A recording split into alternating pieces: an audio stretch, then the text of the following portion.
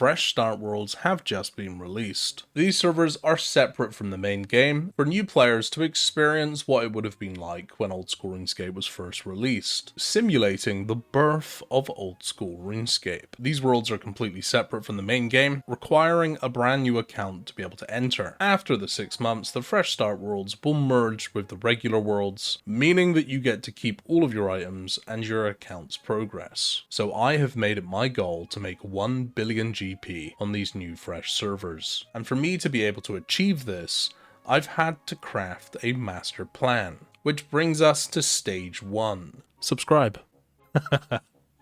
And please like this video. Yes, please. Fresh Start World, let's go. For stage 1, the goal is to obtain the Dorgeshuun crossbow, and I had to do this as fast as possible because the later stages of the plan are very time sensitive, and because everything's fresh, including the economy, I have to do everything myself. For me to do this, I have to complete the quest The Lost Tribe, which requires the completion of Goblin Diplomacy, Rune Mysteries, 13 Agility, 13 Thieving, and 17 Mining. I stocked up on runes. I then pickpocketed men until 5 Thieving, committed a tactical suicide in order to regenerate my health and run energy, and then I started Rune Mystery. The cheese is on the table and nobody's gone for it. After yoinking some cheese, I purchased myself the Chronicle and then proceeded to Falador to buy myself some woad leaves. After this, I picked up some onions and snape grass and then teleported to Varrock to pick some red berries. We actually managed to get 6 red berries so fast there. I wasn't expecting it to be that easy. I thought everybody would go for them. I teleported with a lever in Edgeville for fast travel to Ardoyne and stole an inventory of cakes. Please don't one-shot me. Okay, please, I beg. Oh.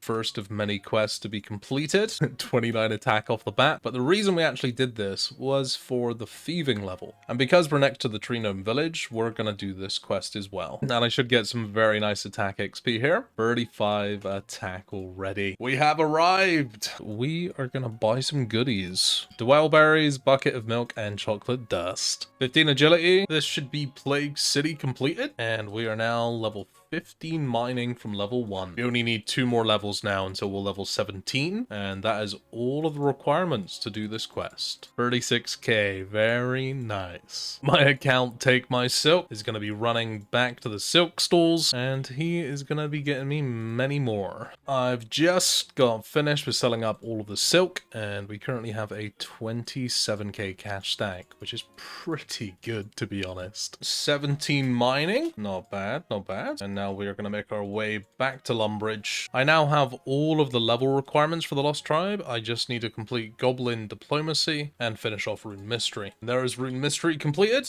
and this is why I needed all the red berries, the onions, and the woad leaves, so I could get myself the dyes. Goblin Diplomacy. It's going to be some nice hit points XP. I thought I'd sneak this in while I've still got a few minutes left on the home teleport. And there we go. 4 quest points and 25 HP. I then stocked up on some range supplies. Really enjoying this so far. Feel like it's Christmas or something, you know? I love it when you make a new account and everything feels so significant. I just wanted to do that to free up a little bit of inventory space, to be honest. And I'm gonna get back to questing now. There we go. Lost Tribe has been completed, and now it's time to go and grab ourselves this lovely Dorgeshuun crossbow. 2,000 golds. We have a new max hit. We're hitting freeze now. 2 is no longer the biggest number. 20 range. We're killing Minotaurs. This is actually my Slayer task right now as well, so we should hopefully get a couple Slayer levels from this. Big level coming in. 28 range, and the Dorgeshuun crossbow can now be equipped. This thing is going to be so much better than using the Willow shortbow. And now we are on to stage 2, obtaining 100,000 coins, which conveniently I had been working on this entire time. You see, while I was questing and training fresh checks, my alt account Take My Silk had been stood at the silk store for over 5 hours. So all I had to do was trade the silk over and then start selling it back to the silk merchant. 100,000 gold. which puts us into the third and final stage. Remember at the start of the video where I said that the later stages were very time sensitive? Well, that's because the plan the entire time was to go to the Revenants, which is why I needed the 100k for entry fee. You see, while everybody is such a low level, it actually means that everybody has a very low KO potential, basically meaning the later I leave it get into the caves, the more likely it is that I will die. And to go a step further, once people unlock Teleblock, which will probably be within the first 2 to 3 days, the caves will no longer be risk-free, meaning that I have 2 days to make as much money as possible. These worlds could potentially be fully camped down by teams, which might very well be the case, I'm unsure. Luckily for me though, my escape is right here, so it's gonna take like a second to get out if I need to. We got our loot and bag, and we've got some really nice food as well. This gives me a little more confidence. Huge! Absolutely huge! 2 rune plate legs. Oh my goodness. That is absolutely insane. I've only killed 7 and I've already got rune plate legs. They out for just under 40,000 gold each. We just made 80k guaranteed from that 1 kill. Stealing all the silk and selling it back was completely worth it. That is what we like to see. I'm probably going to be doing this all night tonight, so I'm hoping that we can make a lot of money from this. 2 dragon longswords. Holy shit. That is big money right there. So that's 120k if I alch them. Level 40 range, which now means we can equip our green dragon hide. The upgrade that I've been waiting for. We actually look a little bit fierce now. I'm gonna go grab myself some more bone bolts because at the moment I'm down to under 1,000. This is how the tab looks right now.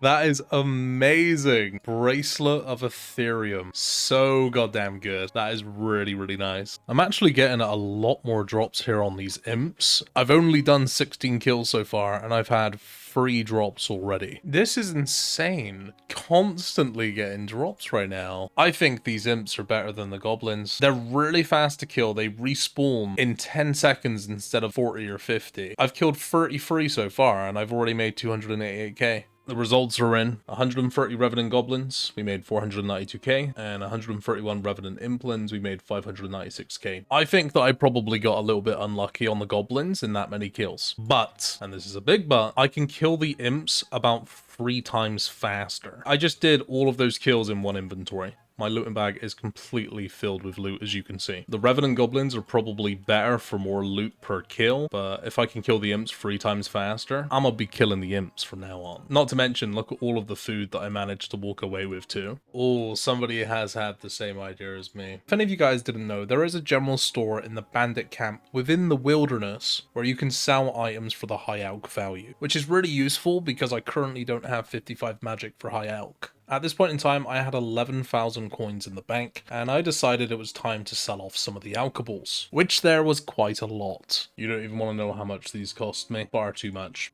But we have 100. It is crazy how fast you train your prayer on this altar. 40 free prayer. Don't think that we have enough bones to get 44. I went and purchased the bones I needed. Eagle Eye is a huge thing for me right now, especially with killing the Pyrofiend Revenants, which are actually proving to be really difficult. I just went ahead and bought myself some more dragon bones for 3,000 gold a pop. And there we go. 44 prayer has been achieved. Holy crap, I might get 45 at this rate. We now have Eagle Eye and should make my time killing Revenants a lot better. We're heading back to the Rev Caves. I've got over 1,000 Ethereum inside of my bracelet right now, so I really can't die. At this point in time, I decided I would kill the Revenant Pyrofiends, which obviously comes with better loot in general because it's a higher level Revenant, but it did come with some downsides. They were a lot more difficult to kill. Unlike the imps and the goblins who I could farm and I could gain more effort, each Pyrofiend that I killed reduced the amount of effort I had in my bracelet. But the most compelling reason to kill these Pyrofiends was that I was only getting 10,000 range XP from killing the imps and the goblins, whereas the Pyrofiends were 20 to 25,000 range XP per hour. Faster XP with the price of having to use more effort.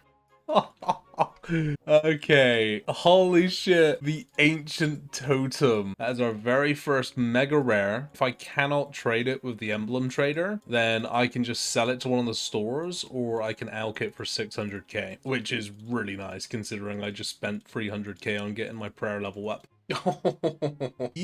Let's go. That's very nice. Dragon plate legs. I can sell those for 162k. I've just woken up after a couple hour nap, back to the grind bright and early, and that is definitely something that brightens my day. I've got so much right now, and I need to sell the Ancient Totem. This is like over a solid mil in loot. I just got uncut dragon stones. The highest level crafter on the high scores is 66. I have a combative bracelet and a glory ready to go. I think I might be able to bring my emblem here from the dialogue that I just read there.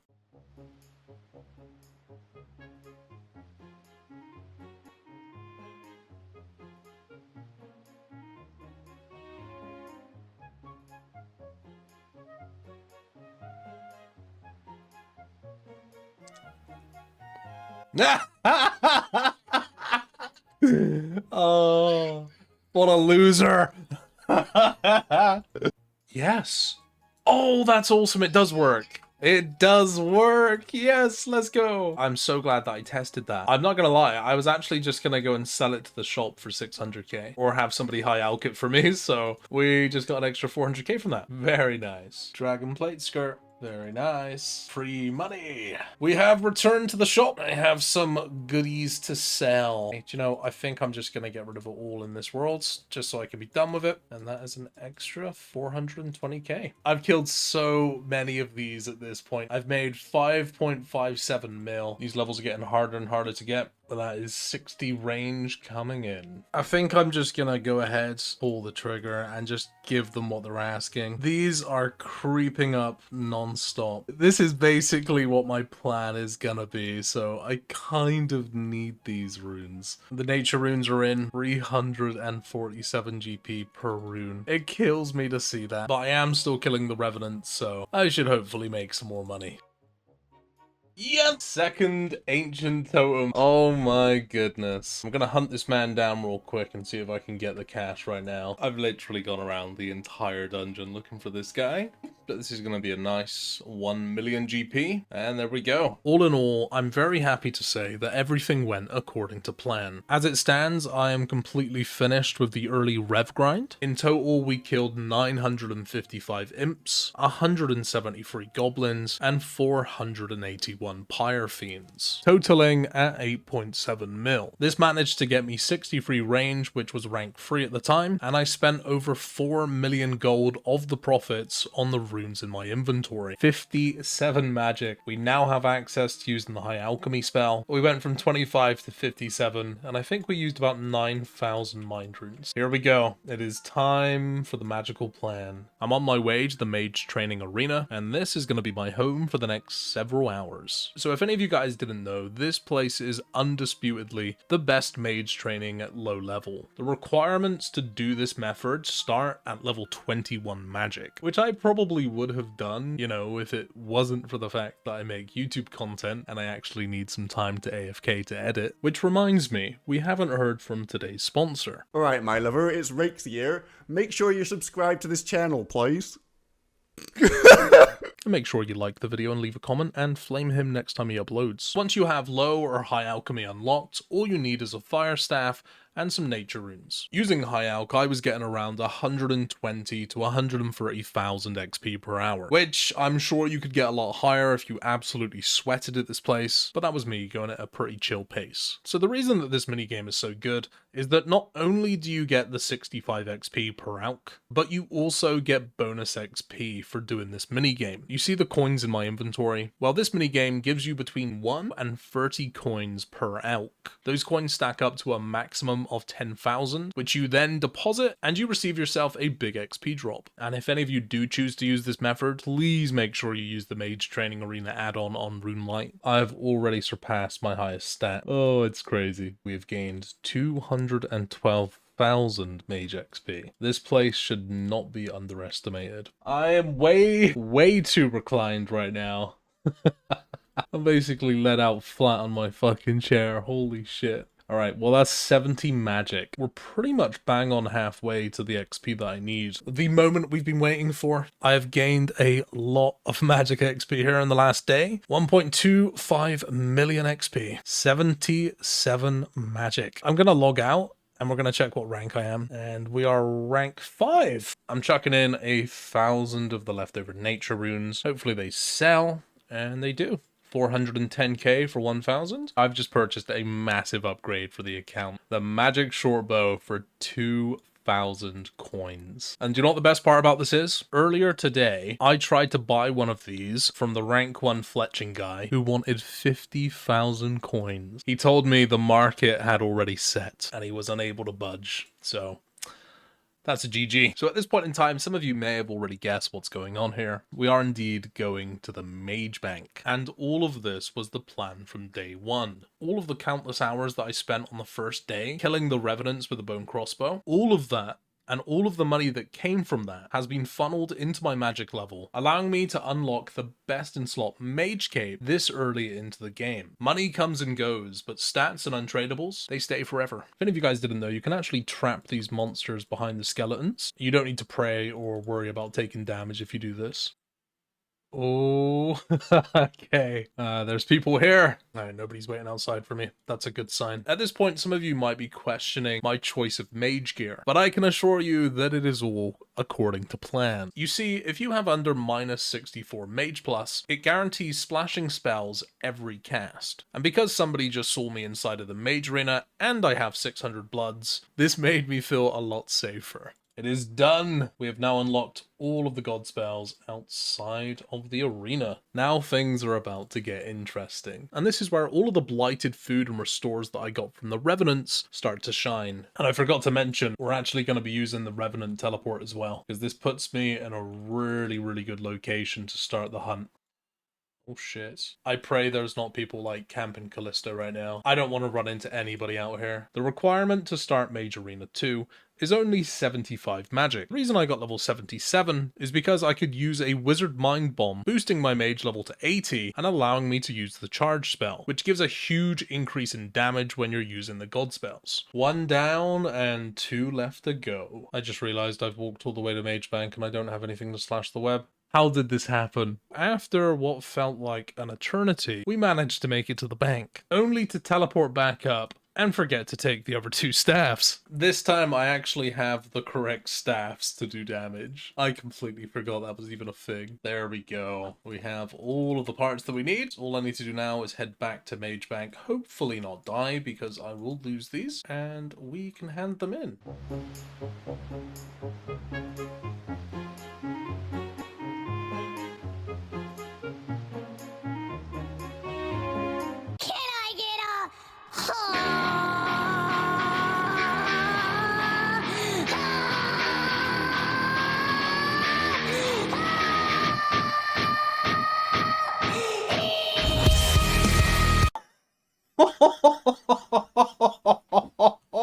Oh no, I'm a bad person, man. I've got a stitch in my fucking side right now. Oh my god. I just couldn't help myself. 1,425 still arrows. Quite convenient, actually, because I'm actually planning to get myself an Avos accumulator soon, so those will come along nicely. I actually feel horrible right now. I'm not gonna lie. I don't feel good. We have ourselves an interesting decision to make. The decision has been made, and I'm going to go with the Zamorak cape if I am ever going to use any of the god spells. The Flames of Zamorak drain mage attack, which I feel like is probably going to be one of the most useful. I will not be using these 2 staffs ever again. Alch these and get back a little money. So what I'm going to do real quick, we are going to go and complete a shit ton of quests. Now that we have teleports all across the game, this is going to be really fast and quite satisfying. A quick and easy line Slayer from the Varrock Museum Guide. I have literally just completed the Cook's Assistant. Beautiful. It's crazy that I still have 1 strength on this account. I have not completed the waterfall quest, and we're about to change that. There we go. Basically the first pair of decent boots that I've had on the account. Climbing boots have been unlocked. Something so special about doing this quest. Seeing the old giant model. I love it. This should be the holy grail. I just cannot get enough of these XP rewards. 29 smithing. Haven't smithed a bar in my life. And that is the tourist trap completed. 29 agility. I'll take it. It really would be the very final one. Oh my god. I believe this is the last of the free agility XP. And we should get a couple levels here. Maybe level 34 agility if we're lucky. 33. And 70 XP to go. Monkey time. Oh, I'm so tired. This is definitely the last quest tonight. I'm out of it right now. You know, I've never really understood why you fight a demon at the end of this, but I'm sure it makes sense. The monkeys have been dealt with. Monkey madness has been completed. See how high these stats jump. Okay. Mortania? No. No, there's no way. How did this happen? Alright, here it is. I brought extra just in case. Priest in Peril. Completed. I don't think this would have happened if I slept after Monkey Madness, but it's okay. Just 1 more quest. Starting off the day right with a little bit of agility. I need to get level 40, because at level 40, I can do myself the Canifis Rooftop. We're only 3 levels away, and I'm just going to pump these out real quick. You can now use the Canifis course. A bandit slayer task in the wilderness right now. I think it's level 18 slayer that I need for animal magnetism. After killing some bandits for 18 slayer, I finished up with a few loose ends, getting myself 19 crafting, 35 woodcutting, and completing Ernest the chicken. And then I completed animal magnetism, which rewards me with the Ava's accumulator, which is essential to my account's progress and to future plans. I have now unlocked the Canifis Rooftop Agility course, and this place is actually the best place in the game to get yourself the Marks of Grace. At the moment, the goal is to get level 56 agility. I don't know if I'm going to do it all here, because I can actually go and do the Falador Rooftop at level 50, and it is slightly faster XP. I will in the long run be getting 70 agility down the line anyways, because I want to go to Saradomin and God Wars. So I will end up getting full graceful from going for that. While I'm doing agility over on fresh checks, I have actually been getting myself 15 Hosidius favor on Take My Silk, and I am going to be pickpocketing fruit stalls, which are good for a few different reasons. I can get strange fruits. Energy potions are extortionately expensive, so I'm going to be able to get free energy from stealing from here. Also going to be getting items that are going to be very useful for farming, specifically for looking after my patches. I've been doing agility now for the last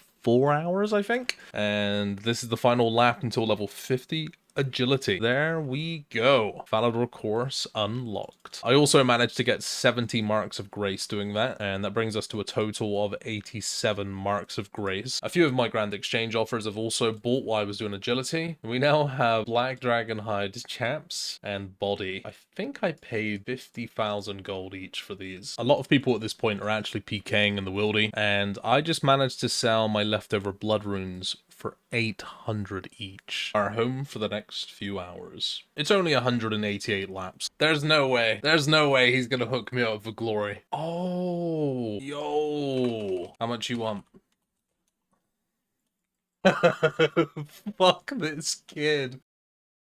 I'll give him 50k. A fair trade. Give me them pies. He's just gonna give them to me for free. Thank you very much, bro. Solo mission coming in with the absolute clutch. He's level 85 as well. What an absolute machine. That was very kind of the Necreal to trade me the agility potions, and I am gonna show you why. Without an agility potion, you can't get through the first gate, which takes you up to the course, and once I sip the agility potion, which gives a +3 boost, I can go straight on in. This XP is going to be significantly faster than doing Falador and a lot faster than doing Canifis. And I've only got 6 more levels to go. While the main account's doing the agility course, I am going to be here pickpocketing the Master Farmer. And hopefully we will be getting ourselves some decent seeds. This is the final lap. And we have it. 56 agility. Get me out of here, my goodness. I'm praying we don't fall too much, because I haven't got very much food. Okay, let's do this. I'm gonna whack a timer on. I want to know how long this takes. I am out of food already. We gotta make it to the dwarfs. I don't know how many of you remember doing this quest back in the day when you had to search every single one, and you can also fall as well while you're doing that. And this just takes me to the correct one. You guys need to get a quest helper if you don't have it. It is a life changer. I remember this quest taking me hours back in the day, and it took us just over 30 today. And with that, we are heading back into the Underground Pass because we need to get to the Elven Lands. Regicide has been completed, which means there is only one quest left to do. I've got to kill this moss giant with my bare hands. I can't get past the sticks, man. Holy shit, I am 3 HP. I have been bested. What the fuck? I took 2 pies. It wasn't enough. I would most definitely like to take the crystal bow, please. And there we go. Crystal bow and the roving elves have been completed. And all we need now is 70 range to wield it. These still arrows that I PK'd in the last episode definitely came in handy. 450 XP away from level 69. And as you can see, I do not have many arrows left. That guy hooked me up. There we go, 70 range. The full black dragon hide, looking good. And I'm just gonna go grab my crystal bow real quick. I need to see how it looks. Oh, God. It looks so good. I'm just ashamed of the coif. I'm gonna just take it off. It looks better. And I do desperately need to sort out this glory situation because it hasn't bought and it's been in here for like 2 days. 60 attack. Give me my red sword. Thank you. It almost feels wrong to be wearing this right now with only 44 strength. It looks kind of good though. It goes with the black d'hide and the cape, not gonna lie. There's this website where it basically tracks all of the items, their buy, their sell price on the Grand Exchange in Fresh Start Worlds. It tells you what the price is buying for and what they are selling for. At the moment, black masks are selling for 7 million gold, which to me right now is a lot of money. So we are going to start working on the requirements to get ourselves some black masks. And hopefully by the time we get one, they're still going to be very expensive. I've actually been up to some stuff on the alt account while I've been AFK training, which I will show you guys in just a second. But first, let me claim my combat bracelet. I've managed to get myself over 3,000 buckets of sand and soda ash, which is going to be really, really nice crafting XP. Oh my god. I just sold 4 uncut dragon stones for 161k each. Oh my god, that is crazy. We're back to a mil cash. What is going on with the economy? With my newly found wealth, I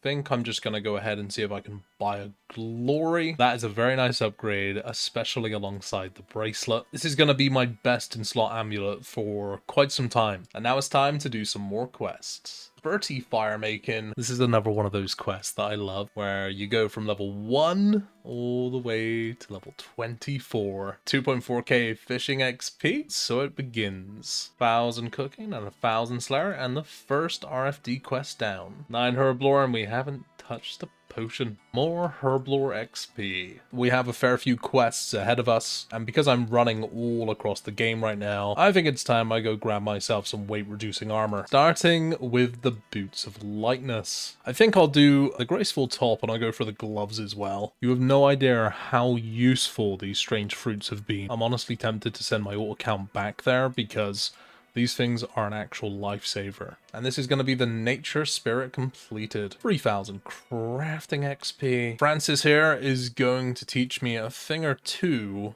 about blowing glass. At least I think he is.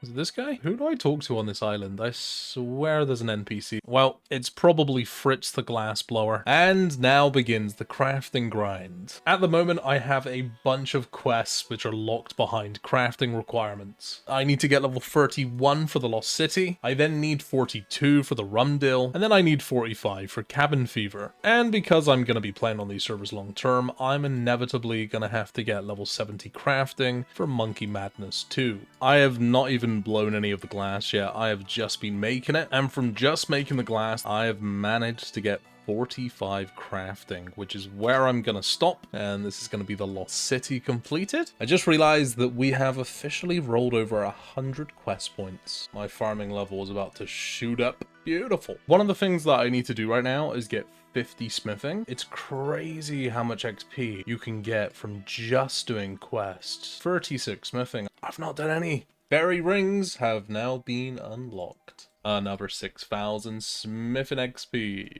I've never been here before in the Giant's Foundry. This place is really cool, actually. I think this might be the method I use. I've just finished my first sword in this minigame just because I want to see what the XP rates are like. I don't even know if I made the right one. We did something. We gained some XP. I don't know if I messed up because it was 1,000. I'm going to do a couple of these. We'll see how it goes. Do I get a bigger XP this time?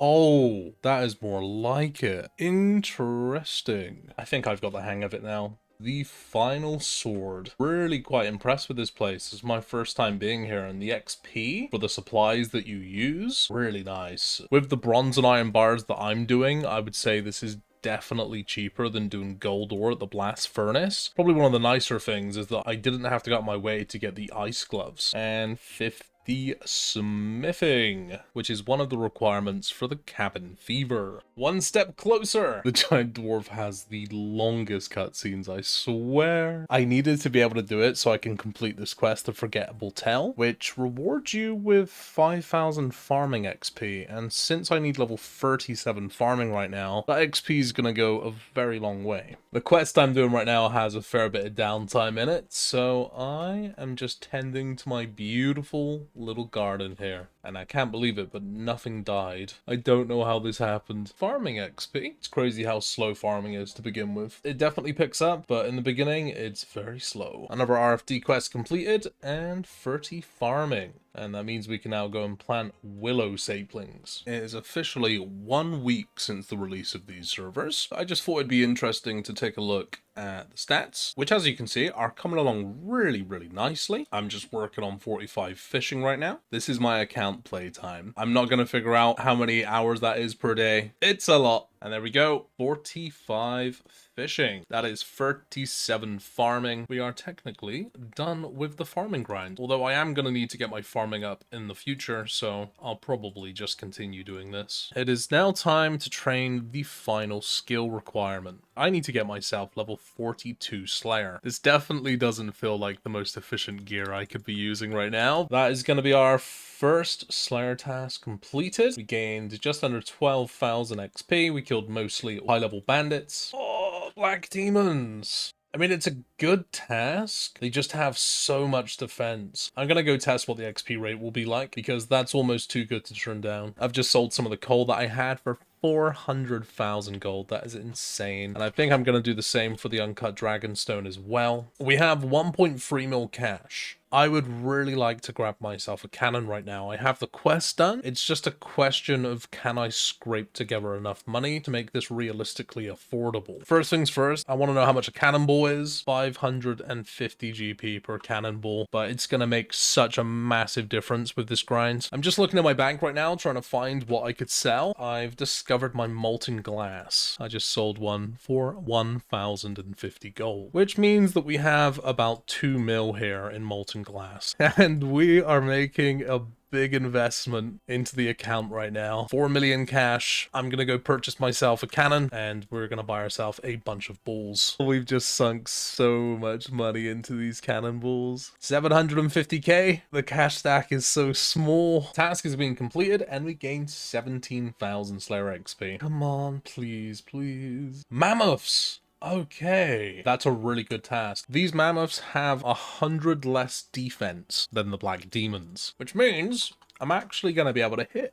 Right, we just got 40 Slayer. I can tell you this, I already know that this task is going to be really fast. We only got 80 left. Laren's Key. Okay, let's go. We may actually make some money from this task. We've basically got the Slayer level that we need off of free tasks, which is kind of nuts. I do need to get myself level 58 Slayer, so if we keep getting tasks like these, it's going to be a breeze. That pretty much took us bang on 30 minutes because my cannon was about to be repaired. This this is how the XP was looking. 38,000 Slayer XP an hour. These tasks are really good. The easiest way for me to complete this task is to go to the Wilderness Dungeon. The only problem with that is that it is completely multi in there. I'm actually going to degrade my gear completely. So if I do manage to die, I will probably just lose some cannonballs instead of losing the Black Dragon hide. To give myself even a slight chance of being able to survive, I've decided to run up here to the Fountain of Rune. I'm going to be charging my glory because the Greater Demons are in level 29 Wilderness. So if I'm quick enough, I can definitely get a tele off. Never mind. Oh my god, since when? They must have done that a while back to counter the bots that were doing this. That makes sense, actually. Insert the next clip of me potentially being ravaged. Yes, you're on video.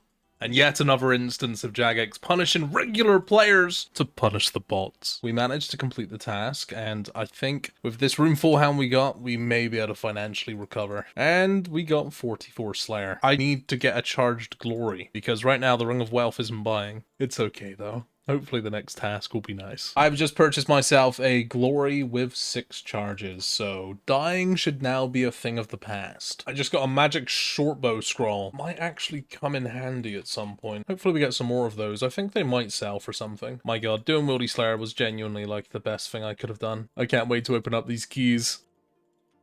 Oh, what the fuck? Oh my god, I didn't even realize that was a thing on here. I doubt it's worth anything. We'll take it though.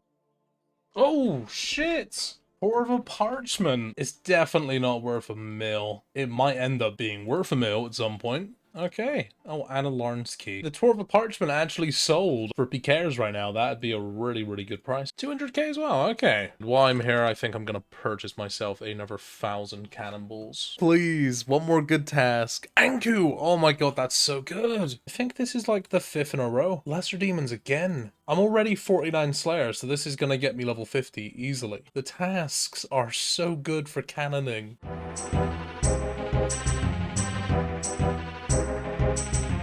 That was a lot of people. What the fuck?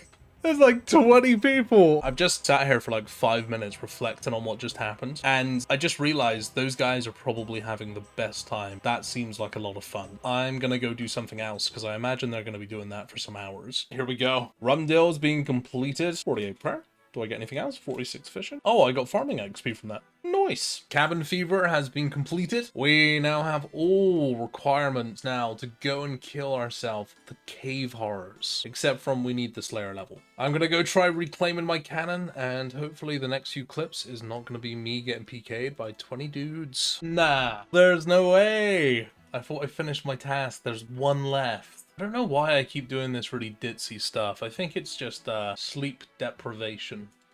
It's probably what's doing it. I've just done my first ever Jellies trip, and I got all of this, 3 Runekite shields in there, plus the one that I'm wearing, and the 2 in my inventory, and a Larn's Key. That's like a few 100k right there. I genuinely think that was the best Slayer task we've had so far. Look at this. Look at all the loot we just got. 2 Faff of Keys, like 60k. All of this is worth money. At the time of recording these clips, I was completely out of it. I'd been awake for over 24 hours, and I was urgently grinding away, trying to be one of the first people to get some of the first black masks. And something that I just quite frankly didn't explain at the time because I was just trying to stay awake was exactly how I continued to afford to buy cannonballs when they were at such an extortionate price. The way that I was able to do it was because of the drops that are unique inside of the Slayer Caves. You get an abundance of blighted food and restores, which I was able to use, and the excess I was able to sell, not to mention all the blighted rune packs, entangles, snares, TBs, etc., all of which go for really, really good GP right now because a lot of people are PKing, and not to mention all of the high alks that come along with doing Slayer, which I was reselling all of it to repurchase cannonballs. And it's worth mentioning that it was a little bit tight towards the end, but this was due to the fact that I wanted to open up all of my Larn's Keys in one big finale. If I opened them when I received them, this wouldn't have been close, even with purchasing the cannonballs for about 500 GP each. I am so ready to get this level right now. I've been up all night, I've done all of this in one go, and after I kill this Hellhound, that would be 58 Slayer, meaning we can now kill the cave horrors. I am determined that I'm gonna go get myself a black mask before I pass out. I need to. The price is so stupid right now. I have to go and get one right now because I am very poor and black masks are very expensive. But before I do, I have some Laren keys that I'd like to open up. Can you imagine if I were to die right now with all 20 of these keys? Coal or steel bars? We've made a lot of money. Wow, just a solid 136k. Come on, where are my steel bars? Yes, alright, that's huge. Yes, let's go. Ooh, dragon dart tips. I wonder if I can sell those. Oh my god, that's huge. We just hit the absolute jackpot with that one. Holy shit. We got a lot of iron ore from that. Look at that. Looting bag. 2.5 mil. But this is going to be a hell of a lot more. 1,000 coal, 429 steel bars, 300k cash. I'm going to go sell this and we'll see what we got. I've sold off all of the loot that we got from the Laren's keys. And as you can see, we have 3.3 mil cash and a few leftovers. Everything in the game right now is trying to stop me from doing this. I need to go and get 40 cooking. It's a good job I didn't sell off the tunas that I just got. There we go, 40 cooking. I've been waiting too long. Let's go get them. It's working! Okay, I think I have everything. This is exciting. Oh, I'm so ready to make some money. I don't have the best of stats. They're okay. The saving grace here is the fact that I have the cannon. The cannon makes up for my terrible gear and stats. I don't even have like a berserker helm or a defender. I need a black mask. That is all I care about. I have this add-on on Runelite where effectively it shows you supplies that you've used. I wanted to take a look at how many cannonballs it took me to get 58 Slayer. I've only been here now for 10 minutes, so it looks like it took us 14,000 cannonballs in total. Pretty much the entire Slayer grind I was juggling between running out of cannonballs and selling off the little pieces of loot that I was getting. I was able to self-sustain, and at the end when I opened up the Laren keys, I mean, we broke even. At the very least. I've just finished my first trip. Take a look at all of these seeds. One of the many reasons why the cave horrors are definitely worth doing. Go! Yes! Let's go! There it is. Oh, that's so good. We got really good drop rate for that. 488 KC. That's basically bang on. All right, let's go chuck this in the G. That is so good. Let's see how much we can sell this thing for. According to this website, somebody sold a black mask 12 minutes ago for 7.1 mil. I'm just gonna chuck it in for 7 mil. To my understanding, this wasn't the first black mask, but it was one of the first. And it looks like staying up all night paid off. Because the economy is still young and not many people have the requirements to kill these cave horrors, I've made it my mission to farm 10,000 of them. And it's not just because of the black mask. There are other items here that hold value. A huge variety of high tier herb seeds, noted teak logs, items that you can elk, alongside nature runes, all of which will play a significant part in the future and progress of my account. And of course, the cherry on top of the cake, the black mask, which everyone playing these servers is going to need eventually, so it makes sense to grind these now, while the prices are high.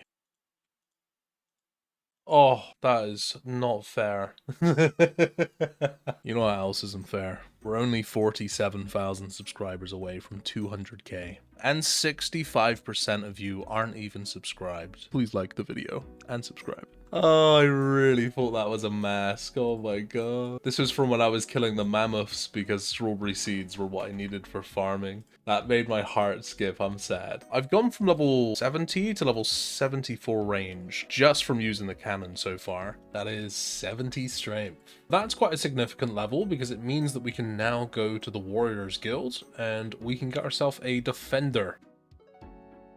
Mask number 2. We're doing really well on the drop rates right now. That's 1,040 KC and we've had 2 black masks. We're pretty much bang on. I think what I'm going to do is go to the Grand Exchange now. I'm going to put it in and I'm just going to leave it in for a high price and come back to killing these. I've put the black mask in right now for 7 mil. I'm going to leave that there and we'll see what it does. The money from 10,000 of these, if I get average luck on the masks, is going to be game changing. They keep on coming. I will never get tired of seeing that on the ground. Just under 500 KC from the last. We're doing so well right now, man. I've killed a lot of these in my time. I don't usually get them bang on rate. We have been very lucky on these masks so far.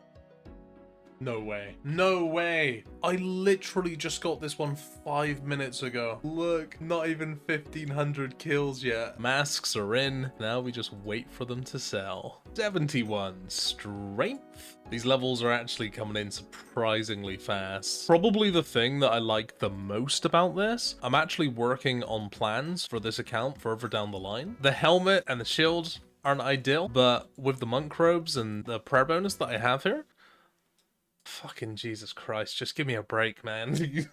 Oh my god. Like I was saying, I am literally just writing out in a notepad right now what the next steps in the plan are gonna be. This is really nice because up until this point, I have been prey flicking the entire time on everything that I've done. Being able to actually chill on AFK and also make money in the process, this was a good move. Because I've now had 5 black masks in just under 2,000 KC, I think it's time that I actually sort out my gear somewhat because it could be a lot better. What I'm going to go for first is I'm going to upgrade the helmet. We're going to start with the Fremennik Trials, and then we're going to also do the Fremennik Isles. To do that, I need to get myself 25 fletching, 40 woodcutting, and 20 construction. So this shouldn't take too long, and we're going to smash these quests out. There we go. Fremennik Trials completed. On to the Fremennik Isles. Oh, damn, I get XP. Guess I'll just put it into strength. And there we go. You crafting levels, construction levels, and woodcutting levels. Nice, but more importantly, I will never have to wear this abomination ever again.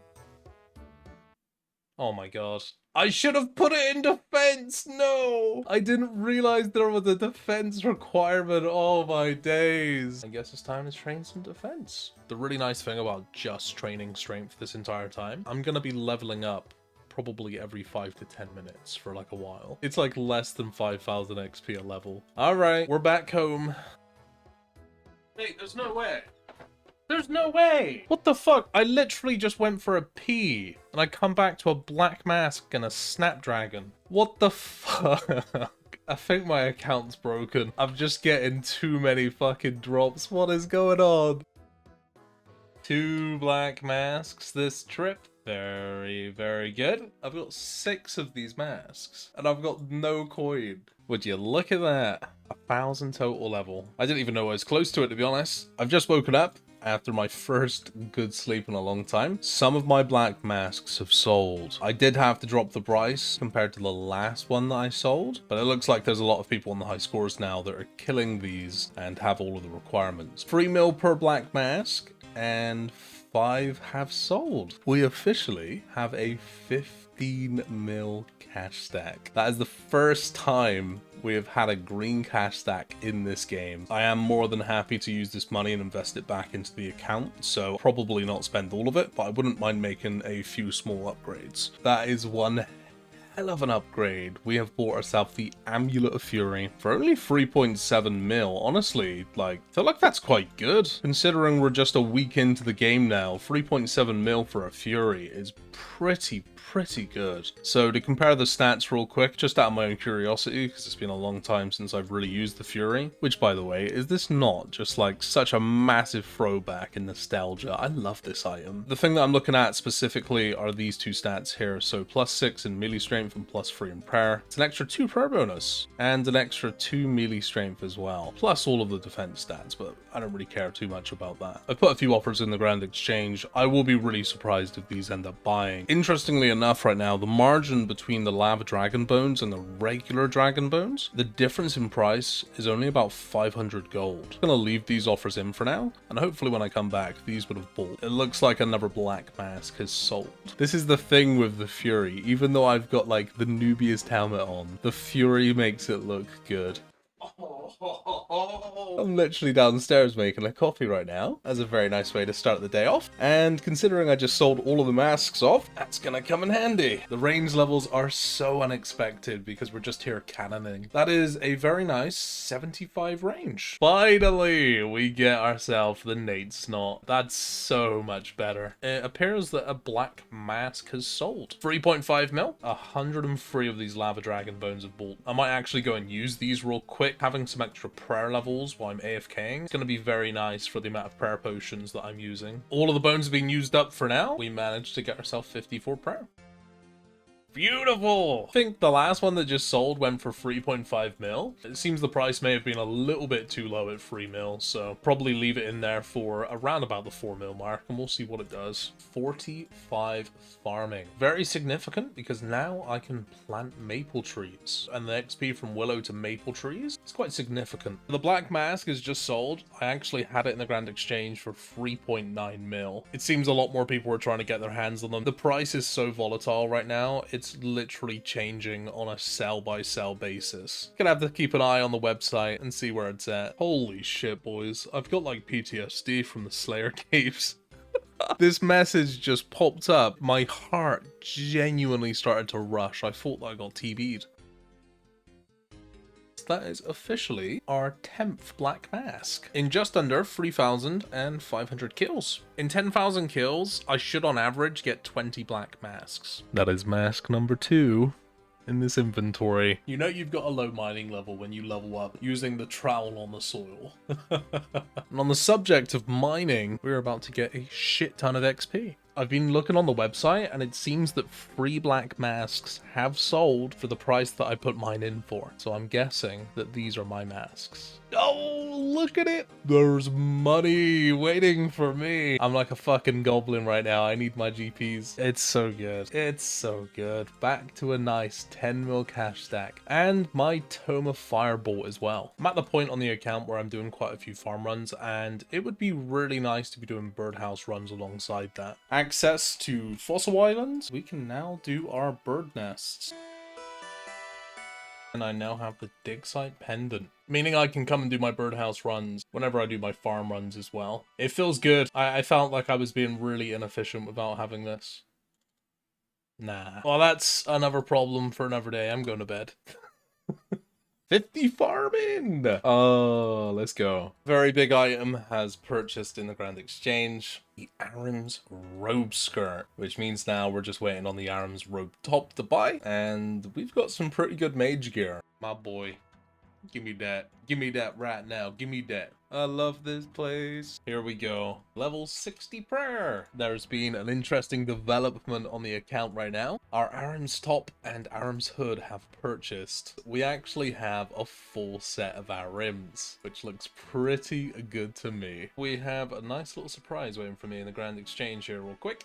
My Infinity boots. Oh, look how nice they look. I love these things. Not even recording. What kind of a YouTuber am I? My goodness. Oh, no one's gonna believe me that that was my 16th mask. I think it's time I go and unlock some new farm patches, because at the moment I only have Ardougne, Catherby, and Falador. We now have the Ectophile, effectively meaning we have an extra herb patch. I am 14,000 XP away from level 65 defense, and I've also recently got 60 prayer. I'm going to be getting myself 65 defense this trip, and once I have 65 defense, I believe that should be most of the requirements that I need skill-wise to go and do the King's Ransom. I may have to do, oh my god. That should be all of the skill requirements for the King's Ransom. And then after that, I may have to do, I think, the Black Knight's Fortress and maybe another quest. And I also have an offer in the Grand Exchange right now for enough Dragon Bones to get me to level 70 prayer. Let's see the money. 4 million gold. And also the Dragon Bones are slowly trickling in. 4,000 gold per bone when they're selling it around about 5k. So if you're playing on these servers, the power of patience will really pay in your favor. I'm just going to go pick myself myself up a rune pickaxe right now. Thus is the story of my life. I have some questing that I have to do, and I have to get some skills up. 48 mining. We need level 50 for the hero's quest, but I can actually use a dwarven stout matured, which I got as a reward from the giant dwarf, so we can now boost to level 50. Give me that fishy. Let's go. Now all we need to do is some cooking. If you guys want to know how you can cook incredibly fast, if you drop your entire inventory but one food, and then you can just pick the food up off the floor and then click the range. I'm told this is the fastest way to get your cooking up, and I think it takes about half the time to do an inventory versus just doing it normally, so this method might be the way. 50 free cooking. Did not take very long at all. We were getting 145k XP an hour with salmon. Aside from 25 herb lore, which I'm going to get in just a second, we actually have all of the requirements. The only thing that I need to do is the Shield of Ariv, and I need to complete Dragon Slayer. Elvarg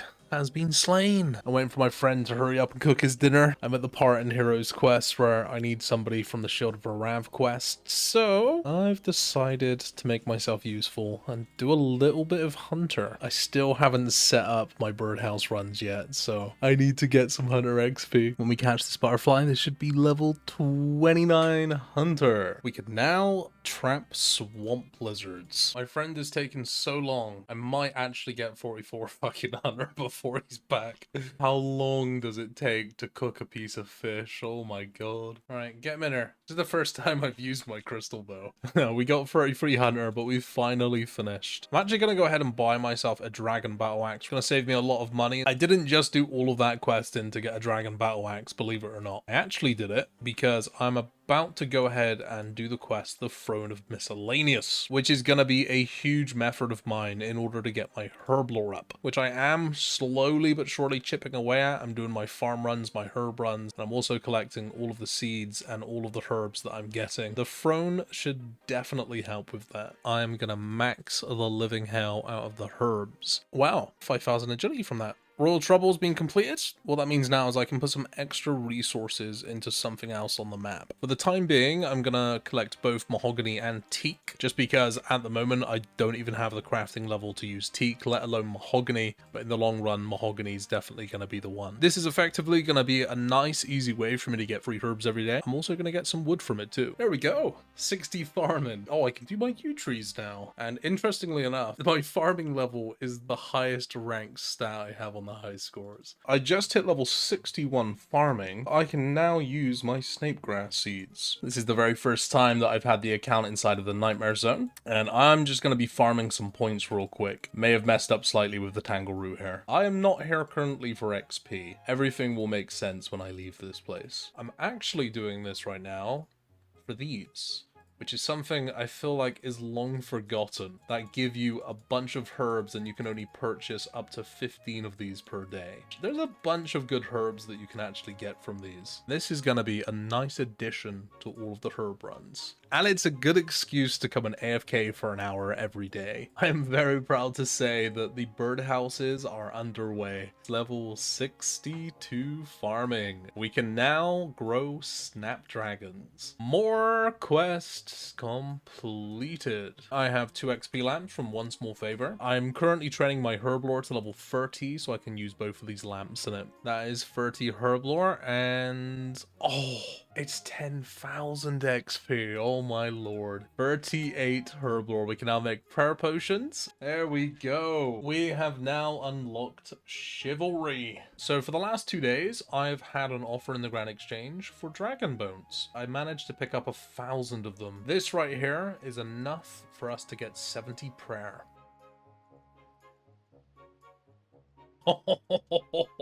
The dude underneath me just got smoked. 70 prayer, 87 combat, and we have now got piety ready for when we get 70 defense. 2 of my black masks have just sold in the Grand Exchange. They are the first black masks to sell in over a day now because somebody who's killing Kavars has been putting them in for like a mil, and he's crashed the market single-handedly. Apparently, I'm the only person selling these right now, so I'm gonna whack that in for just under 2 mil. I'm about to go and get myself a Dragon Defender, and I'm gonna be honest, I deliberately delayed myself getting it until I had at least Chivalry, just because I wanted a nice and easy time here. So who knows, maybe by the time I get the Dragon Defender, we'll have 70 defense and Piety unlocked as well. If the account is good, we'll get a 1 KC Defender.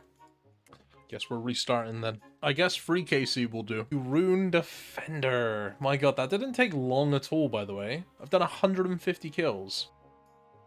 Oh, I didn't even know I was about to get it. We can now swap over to the big prayer. Piety has been unlocked. And it's done! Let's go! Defender has been achieved. It's been some time since I've been back into the cave. A lot has changed. We have 70 prayer, a Dragon Defender, and we also have Piety. Man, I didn't even get the recording on. I just put the cannon down. I'm not even joking. From the 10,000 kills, I managed to receive a total of 22 black masks. I received a ridiculous amount of herbs and herb seeds, some of which specifically being the Snapdragon seeds I've already used up and I farmed myself. I received an additional 2,000 teak logs and over 4,000 nature runes. A lot of the money that I received from the black masks during this grind, I reinvested into the account, some of which have already happened, such as getting from 48 to 70 prayer, which cost me a total of 6.7 mil, or getting my farming from level 43 to level 66, which quite frankly I've lost track of how much that cost in supplies. And some of the other resources I invested in are sat in the bank, waiting to be used. I also used just over 30,000 cannonballs to complete this, which at an average cost of 450 GP per ball, costed me just over 12 mil. The gear in the bottom of my inventory minus the black masks alone was purchased for over 16 mil. Overall, I would say that we've set the account up quite nicely for what comes next. As you can see, I'm about to get 70 attack, which is incredibly significant.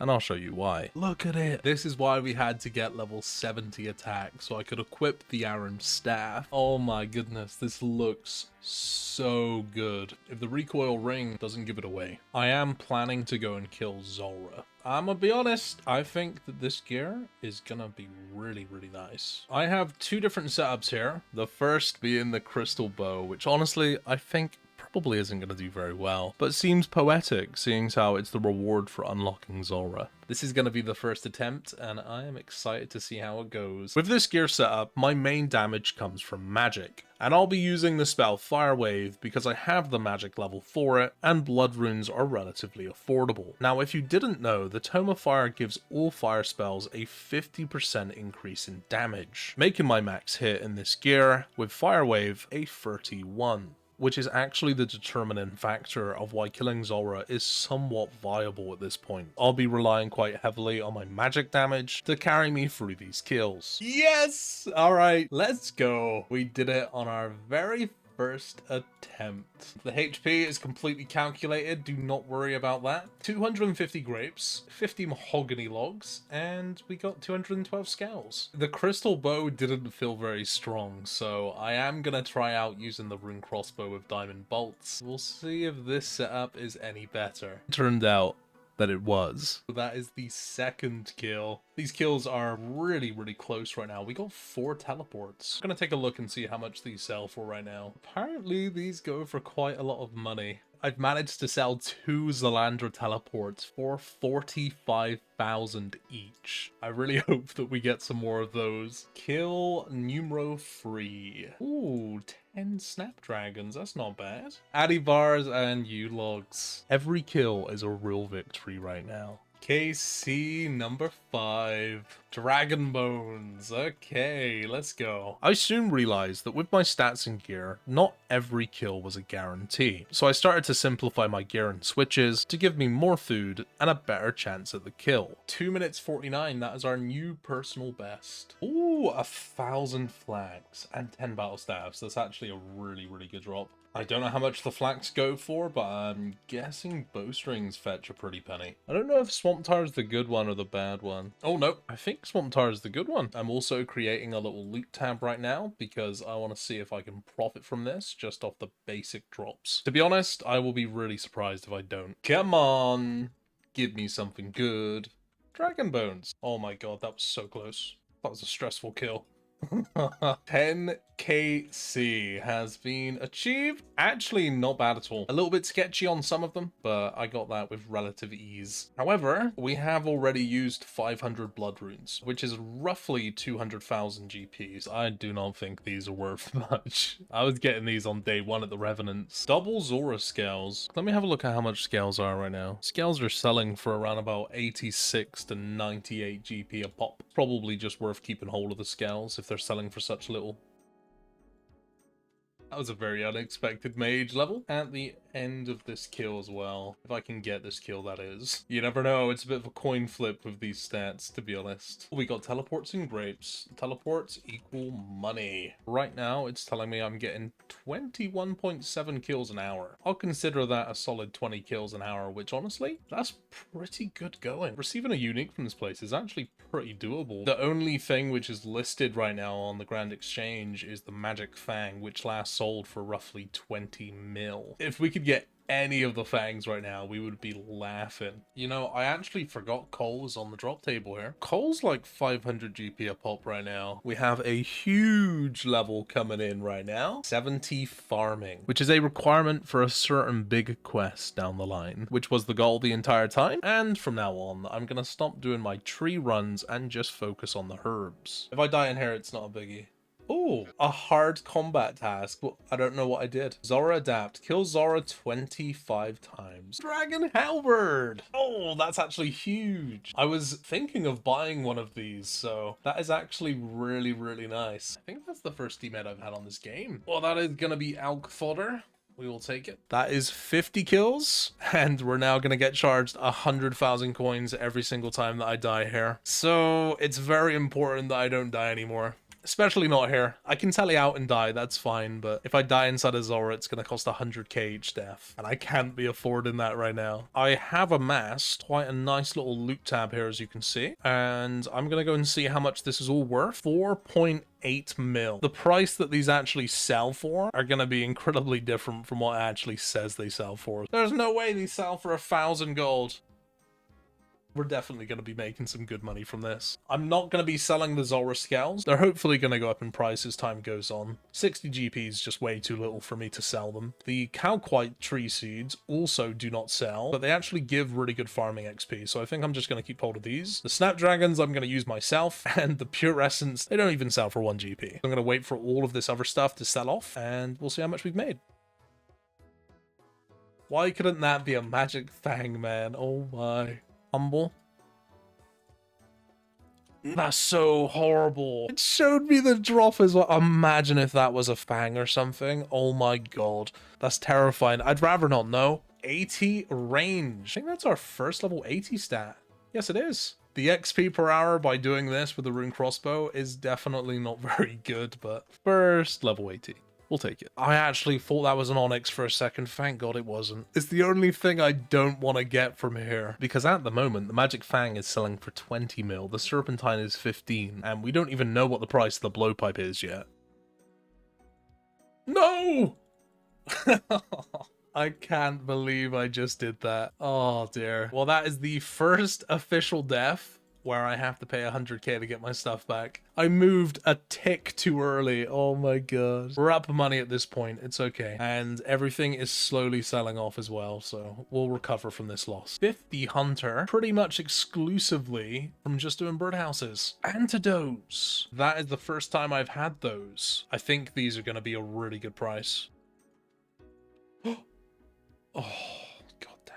So troll. I thought I got something. 75kc Zora veteran. Actually thought I got something then for a minute. That's kind of sad. The rune battle axe. Okay. The first rare troll drop. Mates. Okay, I deserve that. I was not paying enough attention. Cheeky Tanzanite Fang, please. Rune Javelins. No.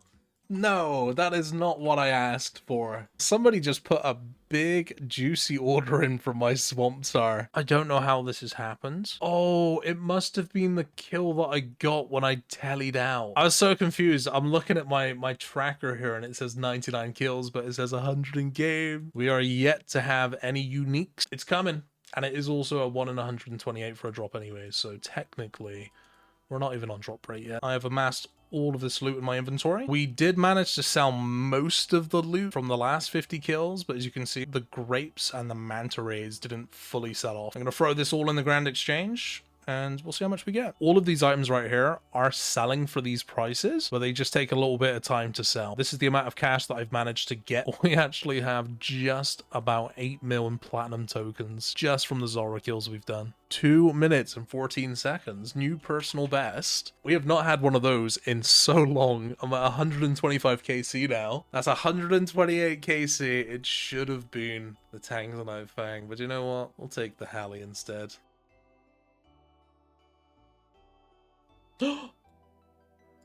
No! Why? I've been killing this for 14 and a half hours and I get the uncut Onyx. That's actually sad. It could have been so many things. Although it wasn't one of the drops that I was looking for, I did manage to sell it for 2.8 mil, which isn't too bad in the grand scheme of things. Double level, 52 hunter and crafting. There it is, boys. The big AT magic. Look at that. That's really nice, actually, because it now means when I get my ancient magics unlocked, I can actually use Blood Blitz, which is a spell that I do intend to use at some point in the very near future. Look at how much this flax is just sold for. Look at this. 709,000 coins for some flax. It's mental. I don't think I have anything on. Oh my goodness, let's go! The Tanzanite Fang. Oh my god. Alright, we need to leave. I'm out. What was the KC on that? 178 KC. We're gonna go see what we can do with this because I want this gone off of my account as fast as possible. We have a bit of an issue with this Tanzanite Fang. So there has never been one of these items sold on the Grand Exchange. I heard that earlier today one of these was sold privately. I believe it was 50 mil. And then another one was sold for 40 mil. I don't know how we're gonna get rid of it. I don't know how much it's going to sell for. We're just going to have to figure it out. I've agreed upon a trade, the Tanzanite Fang, for 45 mil. Let's go. Oh my god. We have 45 million gold, which is actually insane. This is post-edit Rakesy talking, and I want to explain why I was so urgent to get rid of the Tanzanite Fang. I knew at the time that 45 mil for a blowpipe was disgustingly overpriced. But because it was one of the first in the game, people were willing to pay stupid prices. The day after I sold the blowpipe, the price had almost halved. At the time, I didn't know how much it would crash, but I knew the prices wouldn't stay high for long. As of today, the 10th, the blowpipe's lowest sell point is 16 mil, which is nearly a third of the price of what I sold mine for just 3 days ago. However, this is just the money that we got from selling the Tanzanite Fang. It doesn't include all of the other drops that I managed to get that I've been slowly selling off overnight in the Grand Exchange. All of the loot that I got within these 176 kills at Zora, I sold off and I put into platinum tokens. We have 21 mil in platinum tokens, which I'm going to convert now. Gives us 66 mil. I have 60 antidote plus pluses just because these are incredibly useful. I could sell them off, but I'm probably going to keep them. And I have 37,000 Zora scales, which I chose not to sell based on the fact that they're selling for around about 50 GP per scale. However, it does mean that we have a very, very nice 66, almost 67 mil cash stack on the Fresh Start Worlds. If I go ahead and I deposit everything in my inventory into the bank right now, which has all of my gear inside, the bank value is 102 mil right now, which is absolutely absurd. 100 mil bank already, and 66 mil cash. My kingdom has been scraping along this whole time, so I'm going to be making a worthy investment to these guys. I feel like my account has slightly outgrown the combat bracelet now. It is time to grind out 175 quest points. With Quest Helper, this is gonna be a breeze. The Little Helper has been completed. 150 quest points. And I actually think that I get some levels from this as well. Thieving levels are coming in. Contacts completed. Possibly some of the nicest XP you can get from a quest right here. 15,000 thieving XP. I've just woken up this morning and I have had some things buy in the Grand Exchange. You might be wondering, why exactly have you purchased this obscure armor and weapon set? This right here is going to be my best melee training gear for quite some time. I'm going to be utilizing this armor and I'm going to use it so much that I see the 8 mil investment as being very worth it. The Obsidian armor set gives all obby weapons a 10% boost in melee accuracy and melee strength. Additionally, the Berserker necklace also increases the amount of damage when using an obsidian weapon by 20%, which means that this is going to be the best option for me to train my strength for quite some time, if not indefinitely. Funnily enough, that is the only thing that I've purchased that's expensive. The market right now is actually shifting down quite a lot, considerably on a day-to-day basis. At the moment, it feels like cash is king. I'm just gonna wait until the prices come down a bit and then I'll purchase some absolute bargains. Not financial advice. Not a financial advisor. We have 166 quest points right now, and the only quest that I have remaining is Desert Treasure. My time has finally come. The fields have been adequately plowed, and we have 15% Hosidius. It is now time to get ourselves 50 free thieving. Something I've always wondered about these fruit stalls is, do you actually get more XP running between the two? Because it looks like the other one spawns just before you pickpocket the next one. I've just checked the XP per hour. It looks like running between the stalls like this, on average 5,000 to 7,000 more XP per hour than what it is just staying stood still. 2 hours later, and the end is in sight. Get me out of there. Stop burning the lobster, come on. There we go, 66 cooking, which means we can now very safely boost to level 70 for the last Recipe for Disaster quest. Desert Treasure has been completed. We have 169 quest points, which is very convenient, seeing as how I have 6 little quests here to do.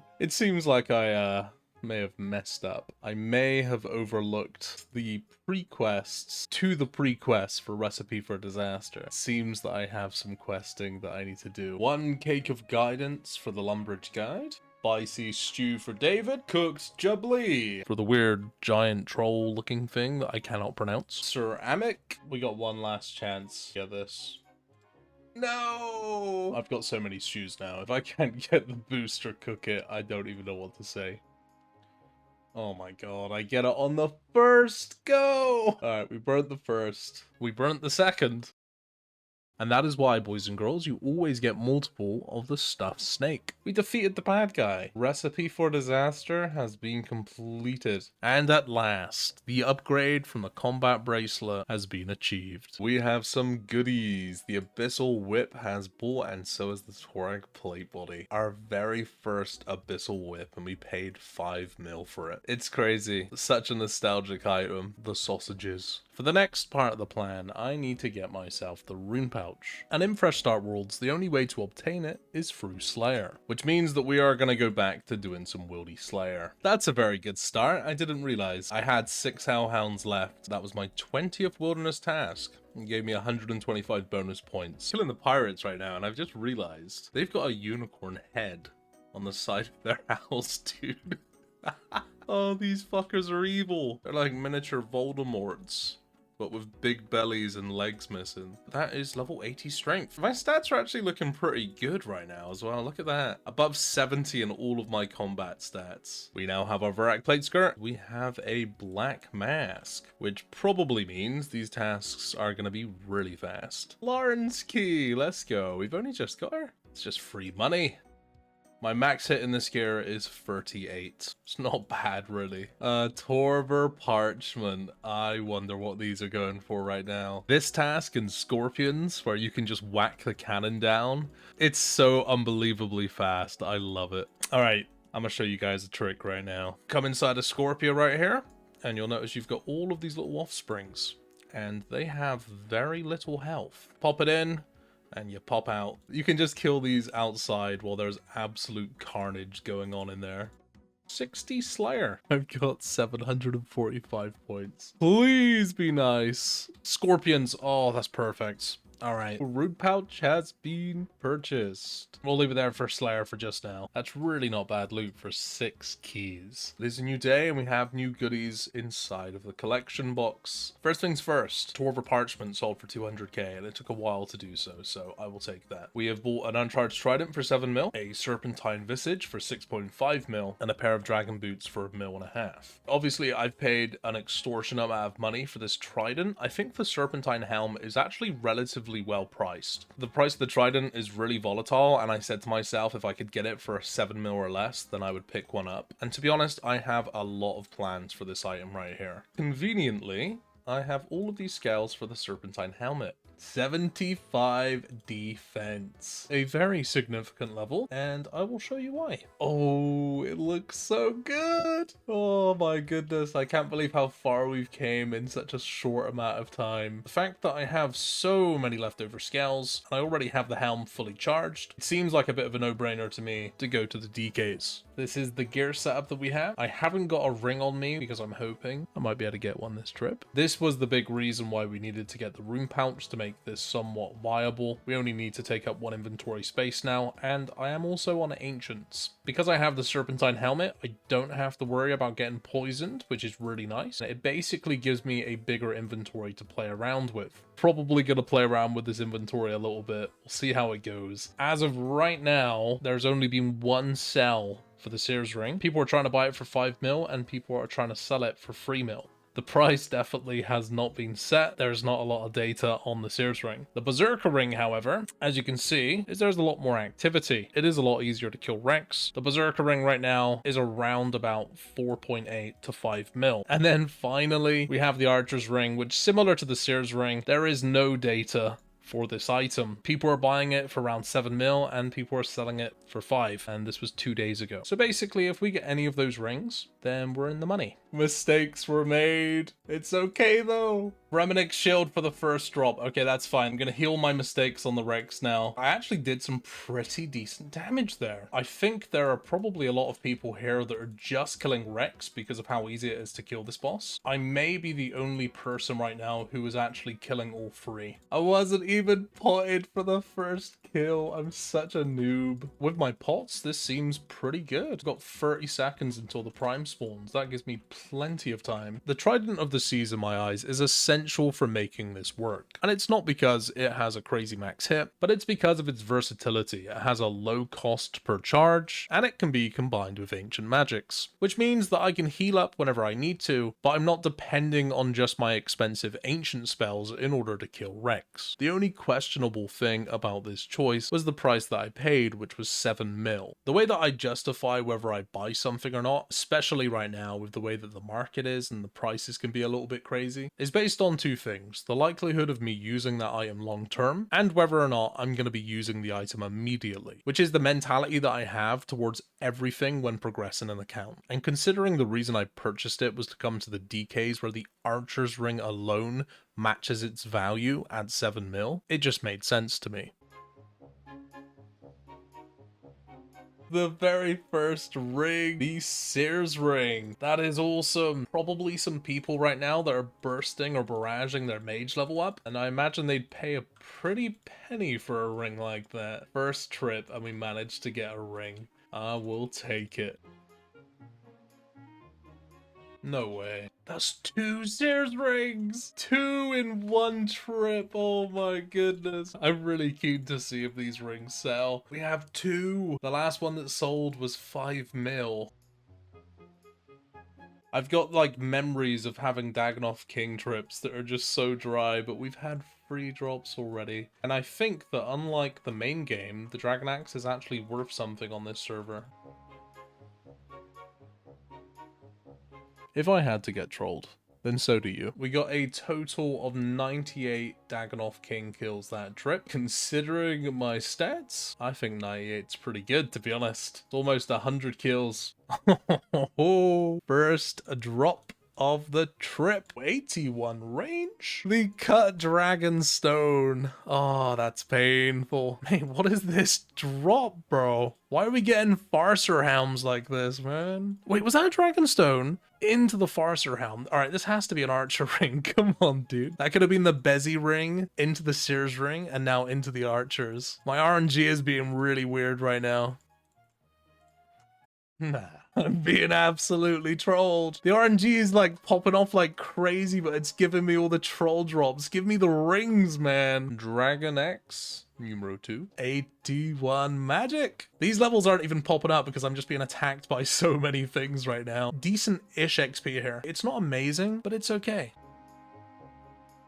The Bezzy has been received. Oh, look at it. Take it in, boys. Take it in. Do you see the little Warhammer on it? I love the Berserker ring. And it's going straight into the ring slot. That is the first ring of the trip. And this has been a big trip. I've been here now for close to 3 hours. I need a Berserker ring anyways. I might as well keep it. 117 kills. That's pretty good. It beats my last trip where I got 98 kills. And we did get some drops. I already have 3.4 million points. So there we go. Berserker ring has been imbued. The first drop of the trip, the Dragon Axe. My Dragon Axe have sold 400,000 gold. I'm looking on the website right now. Apparently these are selling for around about 5,000 gold each. I'll throw some water talismans in here and see if they slowly sell off. With the earth talismans, they look like they're selling for around about 1,400. I'm also going to leave those in. We'll see if we can slowly sell these off. This guy right here has very kindly offered to match my Saradomin and D'hide body for the one that he has in his inventory. 2.1 mil for the Saradomin and D'hide body. Thank you very much. Quick comparison of the two. Black D'hide got nerfed a little while back. As you can see, these are the stats, and the old Black Dragonhide stats are still on the God armor. This God D'hide right here is going to have more defense and also a prayer bonus on the Black Dragonhide. I do have other uses for this, which I will be using in the future. 100 KC has been achieved in all 3 of the Dagannoths. Look at these talismans. They're slowly selling. I love to see it. The third series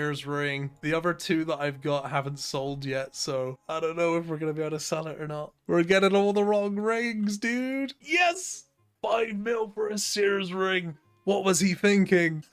What an amazing way to end the day. They've been in there for 2 days now. Literally the world's supplier of Sears rings. Talismans are slowly but surely selling off. Oh my god. That is ridiculous. I've just logged in and another Sears ring has sold. And a Dragon Axe too. We made 10 mil off of those 2 first Sears rings. That is actually incredible. I see that things have sold. Oh, it's insane. It's insane. That's so nice. I'm here to collect all the Archer rings, all the Berserker rings, and you know what? Considering the Sears rings are selling for 5 mil a pop, I'll take a couple of those too. First drop we've had in a while. The Circle. Another Sears ring for the collection. That's so nice. Got 114 kills this trip, and that was our very first good drop, so I'm really glad that we got something. Oh! Let's go! Oh, let me take it in. I haven't seen this in a very long time. The Archer's ring. Do you see the little arrow on the top of it? Oh, that's so good. Let's go. Right at the end of the trip as well. That is by far the most expensive ring at the moment. I'm so happy with that. All of the drops that I have been getting, I have slowly been selling off, and I have been turning all of that money into platinum tokens. We've had every single drop except the Mud Battle Staff. 3841. Jeez. I think that's the biggest one I've seen so far. That is the final item I need to complete the DK's log. Minus the pets, of course. I knew this was going to be a good trip. Hello? We've had 2 axes and 2 staffs now. I'm really hoping they're gonna sell. We just got 71 prayer from burying Dagannoth bones. Probably the entirety of 70 to 71 we have got through just burying the bones here. That's the 5th one We've had 5 Sears rings. I've not even had a dupe archer, a dupe warrior, or berserker. The Sears ring's still selling for a lot of money anyways, so I'm really not phased. I have been here for so long, my Verax plate skirt has broken. I've only used this plate skirt here, and it is officially done and dusted. My archer ring has sold. 7 million gold. And my talismans are slowly selling as well, which is really good to see. I think that's the biggest amount of money we've made from one ring so far from doing this. 7 mil for the archer's ring. Apparently, the mud battle staff right now is selling for 1 mil. I'm gonna leave it in there for that, and we will see what this does. It's a nice little skilling intermission. 55 hunter. We can now trap saber-toothed kyats, which I will never do. But good to know. Somebody just bought 500 Earth Talismans in one go. What is going on? They were in for 1.1k each. This is like an unforeseen, amazing moneymaker from the Dagannoth Kings that you would just never think about. The talismans from this boss right here. That's amazing. The very first ring of the trip, the Berserker ring. Let's go. That is the second Berserker ring we've had now, and I can actually sell this one. Can you imagine if we get the back-to-back Bezzy right now? I just realized I'm killing Rex again. Imagine. There's no way! Second ring of life, we go from Bezzy ring into the ring of life. Oh my god. That could have been 3 Berserker rings right there. So troll. Back-to-back cosmic talismans? That has to be rare. I don't even want to know, but I know that that is rare. 551 Earth Talismans. I sold them for 633k. We have got some goodies that have sold on the Grand Exchange. The Berserker Ring sold for 4.1 mil. Both of the Mud Battle Staffs sold for 1 mil each. And the Sears Ring has sold for 3 mil. Get some nice cash from these talismans. That gives us 8.2 mil. I managed to receive all of the uniques from the Dagannoth Kings in 743 kills. I received a bonus Berserker Ring, which I kept for myself, and I managed to make a total of 40 mil cash from all of the other drops. I haven't killed Zora since I got myself the Trident or the Barrow Gloves, so I'm gonna go check it out. This kill has been so nice with the Trident, with the Serpentine, not even getting venomed anymore. It's like bliss. So calm and peaceful. Why? I wasn't expecting to get anything. I was kind of just here to get this to 200 KC, but now I'm sad. Oh, I love this game. Why does it do me like that? I've had 2! It was an unworthy KC to have 3 rares anyways, so, you know, I'm not complaining. I'll take it. It's a free mil. In 200 KC, to have received this loot tab, we've been very lucky. Strange turn of events, but we are currently at TOB. I've been invited by the one true Necreal, and when I say invited, what I really mean is begged. Here we are. The fabled Inferno Cape combat bracelet combination. What are my eyes seeing right now? What am I seeing on my screen right now? Oh my god. I'll turn them up. I'll turn us up. We want to be heard, Tom. They want to hear me. No, they said turn up rank 1 Slayer. They said turn the Necreal down. And this man's trying to sell me crystals. Fuck off. Just let me in. Oh my god. Man, I'm not gonna lie, I feel a little bit dirty being in there before you swappers, you know? Feels a bit I'm swap you all out. Don't greed hits. We need all the food we can get, so just offer it now. Holy shit, we did like no damage. You guys spotted. It's that fresh checks with the others accumulator, bro. That'd be a bit of a gear issue. It's probably the combat bracelet. I imagine the Barrow Gloves are probably gonna do more for you than that fucking cape. It's style points, bro. Yeah, but we all know you bought it, so you know. I like how I just went silent there. Did you actually buy it? Obviously. I think this is going pretty smooth, to be honest. Oh, it's running now. Okay, here's the test. Yeah. Pray, no. Range. Do you guys do TOB? Shut up. You can tick eat, remember, okay? So if you do get stomped, it's all good. Do you know you're speaking to a Grandmaster, right? Yeah, mate. Zuck Wielder, look at that. Bruh. Oh my god. Solo, you are trolling, dude. Zuck Wielder. 3 zeros? Alright, you get Holly. You can get Holly. No, I'm not, dude. I got stunned. You can easily get Holly, bro. I'm not risking it, mate. I need my money. I'm invested now. I've used like 4 or 5 brews already. Okay. Oh my god. I can't believe we're getting carried by Rakesy. Oh my god. Just by bringing souls or something? Oh my god. Oh my god. No. Sticky. Yeah, stay. There's no way. Stay. Oh my god. Hit it again. Mate, Oh, it's no. fucking troll. Alright, we're resetting now. We're resetting now. It's trolling me! So long story short, I saved the day and continued to carry the boys throughout the raid. But unfortunately, I somehow managed to misplace my recordings, so you'll just have to take my word on it. We're about to hit ourselves not only 86 strength, but also I miscalculated. Never mind. There we go. Much better. We are now level 100 combat. I managed to get myself 88 strength, which is going to make a huge difference with my DPS going forward. I put an offer in the Grand Exchange for a little something, and I'm very happy to say it has purchased. And I picked these up for 17 mil, just cutting in slightly to the 40 mil we made from the Dagannoth Kings in the last video. Almost feels too early to have these right now. That's really, really nice to have. And I am gonna have to go and sell my Varak plate skirt. The Archer's Ring is selling between 8 to 10 mil. I'm gonna go back to the DKs and I'm gonna farm myself a few more rings.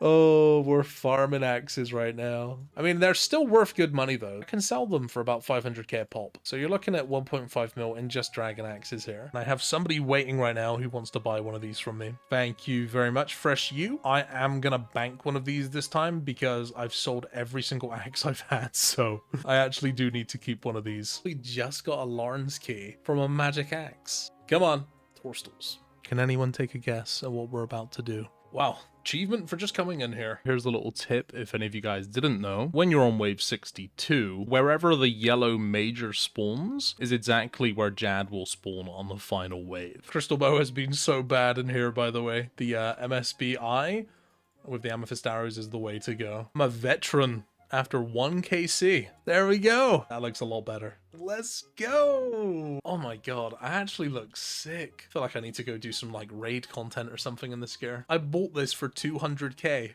Like a week ago. I'm gonna put this to bed once and for all, and I'm gonna compare the Obsidian armor to the Dragon Skimmy full Bandos setup. And why Dragon Skimmy, you might ask, and that's because this is all to do with strength training. Because at this point in time, there just aren't that many alternatives outside of the D-Skimmy that aren't extortionately expensive and very few on the market. To test this, I used 2 sips of Overload, and in the time frame, I managed to get roughly 74,000 XP per hour with the D-Skimmy. And with the full Obsidian, I was getting around 84,000. 10k more XP per hour. The Obsidian armor set gives you a 10% boost in melee accuracy and strength when using an obby weapon, which can be further boosted by using a Berserker necklace, giving you an extra 20% increase in damage. Take a look at that. At the moment, I'm in a bit of a tricky spot. I have decided that I'm going to be saying goodbye to the Uncharged Trident for now. At the moment, I can sell this back for the price that I purchased it for, which was 7 mil. I have a few things that I need to do, one of which is get myself 69 Slayer, and I also need to get 70 Crafting. So I'm not really going to have a need for the Trident for quite some time, and then hopefully by the time I need it again, the price would have dropped. And so the Slayer grind begins. I just got a shield left half. I have not seen this one in a long time. While I've got you here, I may as well show you guys what I'm doing. This is my alt account. Something here at the Bloodvelds, which I've just discovered. You can't stack these like you do with the usual NPCs in the catacombs. Instead, you have to use an alt account. It works better with 2 apparently, but you can do it with 1. And all you have to do is run your alt account backwards and forwards across the Bloodvelds. I don't know why this works, but for some reason it makes them stack on top of each other, which makes this task go from being a long and tedious one to one that's actually really fast and really good. The second to last kill, and I get my Ancient Shard. Beautiful. They've updated this. Used to have to run all the way around the side of the trees here to get to the fairy ring. They've actually removed the trees that were blocking the way. Best update we've had in years. This is probably the best task that I can get right now. Bracelet of Slaughter equipped. I'm just hoping we get some totem pieces and some ancient shards, to be honest. It's so fast. The XP's lovely. The only thing I'm missing right now is obviously the Slayer helm, which I'm working on getting the points for. But other than that, this is great. Very first Dark Dark Totem Base. We actually just got a collection log for that. We've had 1 shard and 1 totem base so far. We completely missed the level, but we now have the requirement out of the way. I've just been trying to figure out the best way for me to be able to get my crafting to level 70. So what I think I'm going to do is Molten Glass. At the moment, I have 6.7 million Nightmare Zone points. Looks like the buckets of sand are currently selling for about 120 to 130 GP. I can actually buy a total of 30,000 of these, but I think what I'll do is I'll start with 10,000 and I'll see how these sell. Well, they actually sold almost immediately. I need to get myself 11,303 of these Molten Glass, which is coming in at quite a hefty cost. But hey, you have to invest in the account to progress the account. From level 51 to level 70. I'm gonna do this all in one go. I have no idea how long this is gonna take.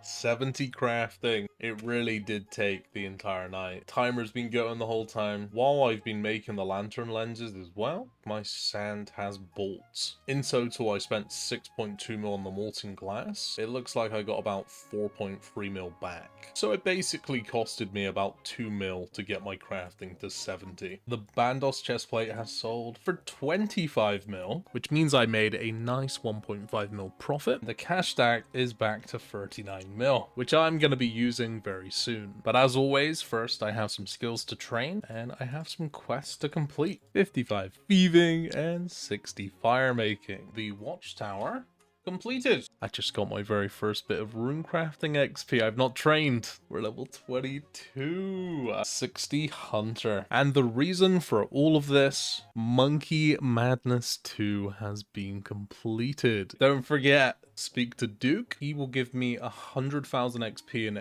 any of the melee stats I want, and I'm gonna have to put it into range because my range level is lacking, which means we are now 84 range, which is perfect for what comes next. The account is now officially 1 month old. I'm pretty happy with the progress I've made, and if you can't tell, I have been loving my time here on Fresh Start Worlds. We have something very exciting in the Grand Exchange. I managed to snag this overnight for 23 mil. Do you know what the crazy thing is about this? You know, I bought it here for 23 mil. The last sold was 26 mil an hour later. Fresh Start Worlds is just a flipper's paradise. This is huge for so many reasons. And one of those reasons is the price of the Zenyte Shard, being a 1 in 300 drop and currently sitting at 19 mil. A common theme that you'll see throughout my series is that I'm more than willing to take risks on buying big items if the potential reward is just as big. This is also going to be my range training method. There are 2 reasons why the blowpipe is effective in being my range training weapon. Reason number 1 is the price of Zora Scales. You can pick them up for as cheap as 60 GP right now. The second reason is the price of Mithril Darts. You can pick these up for around about 87 GP. I've done just about an hour right now. We're getting 73,000 range XP per hour with the Mithril Darts. This is going to be my gear for the Demonic Gorillas. I'm keeping it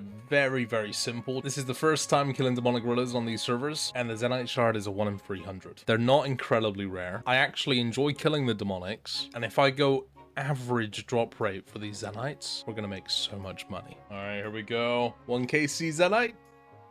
Trip number 1 completed. We managed to get a total of 19 kills, and that took us 20 minutes. The price checker here says 400k for all of this loot. What I'm going to do is build a loot tab, and we'll just sell this off towards the end. I just got 115 runite bolts as a drop. These are selling for around about 800 to 900 GP per bolt. Basically 100k cash right there if it sells. I knew I was going to make money from the rune items here alone. That's a very nice additional bit of GP coming in.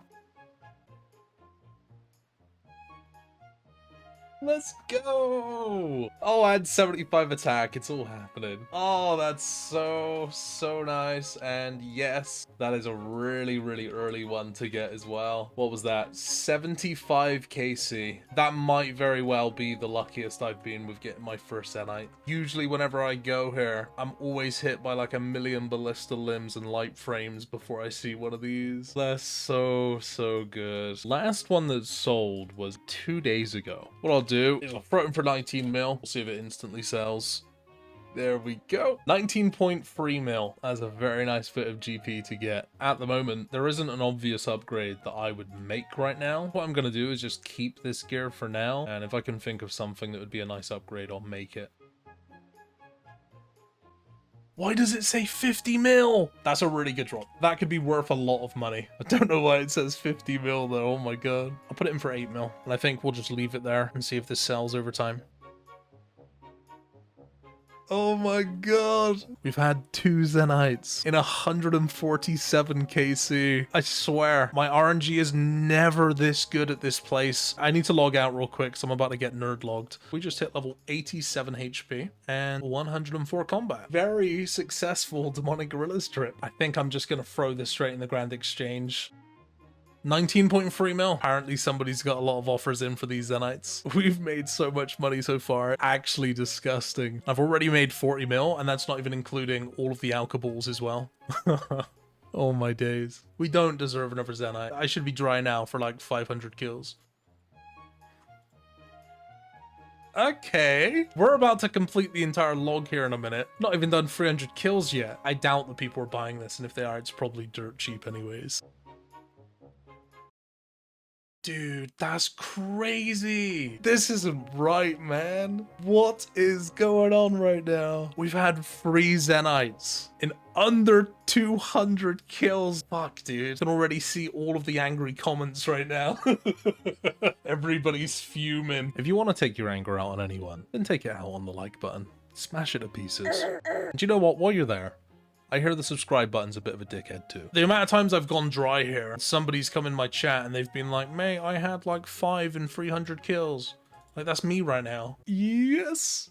It's sold again. It's the same person. One person has bought all of these for the exact same price. And I'll tell you what, I'm happy with the price. Another 19 mil into platinum tokens. We have almost 60 mil. I've just logged in and we have some things that have bought on the Grand Exchange. Zamorak Chaps have purchased and we managed to pick up ourselves a Kraken Tentacle for 1.1 mil. We're going to combine the two. We have quite the nice upgrade, and because the Tentacle's only 1 mil right now, I think this is totally worth it. I'm going to be changing it up a little bit on this trip, and I'm going to be using the Magic Shortbow as my main range weapon, using Amethyst Arrows. The reason for that is because the Blowpipe and Adamant Darts, my max hit was a 17 at my range level. What I'm going to do is I'm going to use the MSB and Amethyst Arrows as my main range weapon, and then just use the Blowpipe to use the special and heal back up. And I can already tell you it's doing better than what Blowpipe was with Addy Darts. That's crazy, man. Holy shit, hold up. That is our 4th Zenite in 220 KC. Oh my god, that is actually amazing. I'm grinning so much right now. I think I've been really stupid. Wait, hold up, have I been dumb? It was at this point that I realized I had made a judgment of error. For some reason, I thought that after the 10,000 charges, it would be the tentacle that was consumed instead of the whip. It turns out that I was wrong, and I was thinking about the Blood Fury. How much is the Zenite gonna be worth today? Yes! It sells instantly. It's come down a little bit. It's still good. How much cash do we have right now in platinum tokens? 77 mil with my humble 77 mil cash stack. Actually gonna go ahead and buy myself another whip. I actually do have a use for the Abyssal Tentacle. I'll probably be using this a lot when I get to raids content, but for killing demonic gorillas, it seems a little bit pricey. It didn't take very long, but the Abyssal Whip has purchased. Hello! The Ballista Limbs. I doubt they sell for anything, but we'll take them. There we go. 300 kills. I think it's time that we sell off all of the goodies that we've managed to get from the 300 kills at Demonic Gorillas. Just sold off a little bit of the loot here. Look at this. Managed to sell the Runite Bolts for 1,000 gold each. We have sold off all of the loot.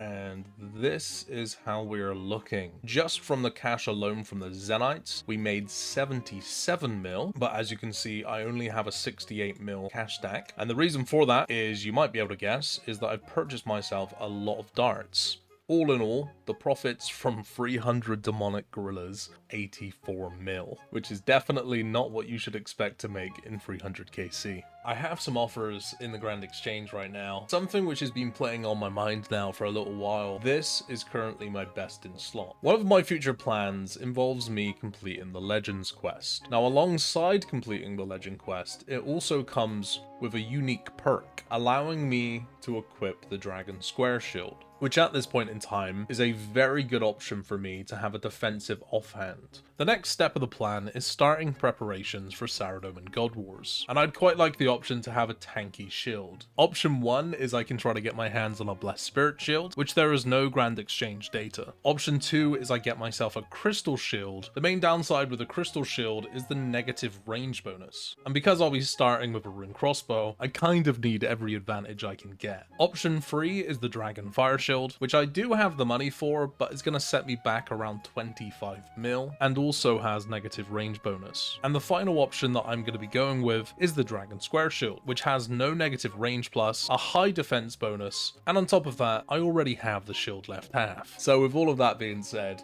I think it's time to do the Legends quest, which obviously means we have some skilling to do.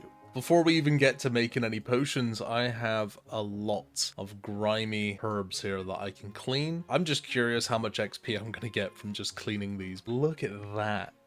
I'm one level away. I gained 22,000 XP from just cleaning my herbs. I haven't opened up my herb boxes, and I also have my Kingdom of Miscellaneous, which I haven't touched for 3 weeks. It's 45 herb lore. That is going to be the skill requirement for the Legends quest. 47 woodcutting, 52 mining. That's all the requirements now to do the Legends quest. The Trident has purchased for 4.2 mil. So we did pretty well with that, because in the last episode I sold it for 7. Our Necklace of Anguish has purchased for a nice 25 mil. This is the best range and slot amulet in game. I think I'll most likely just be keeping this now until the end, because I'm going to have a lot of uses for this. Ooh, look at that fancy totem pole. From completing the quest, I get 7,000 XP in 4 skills of my choosing.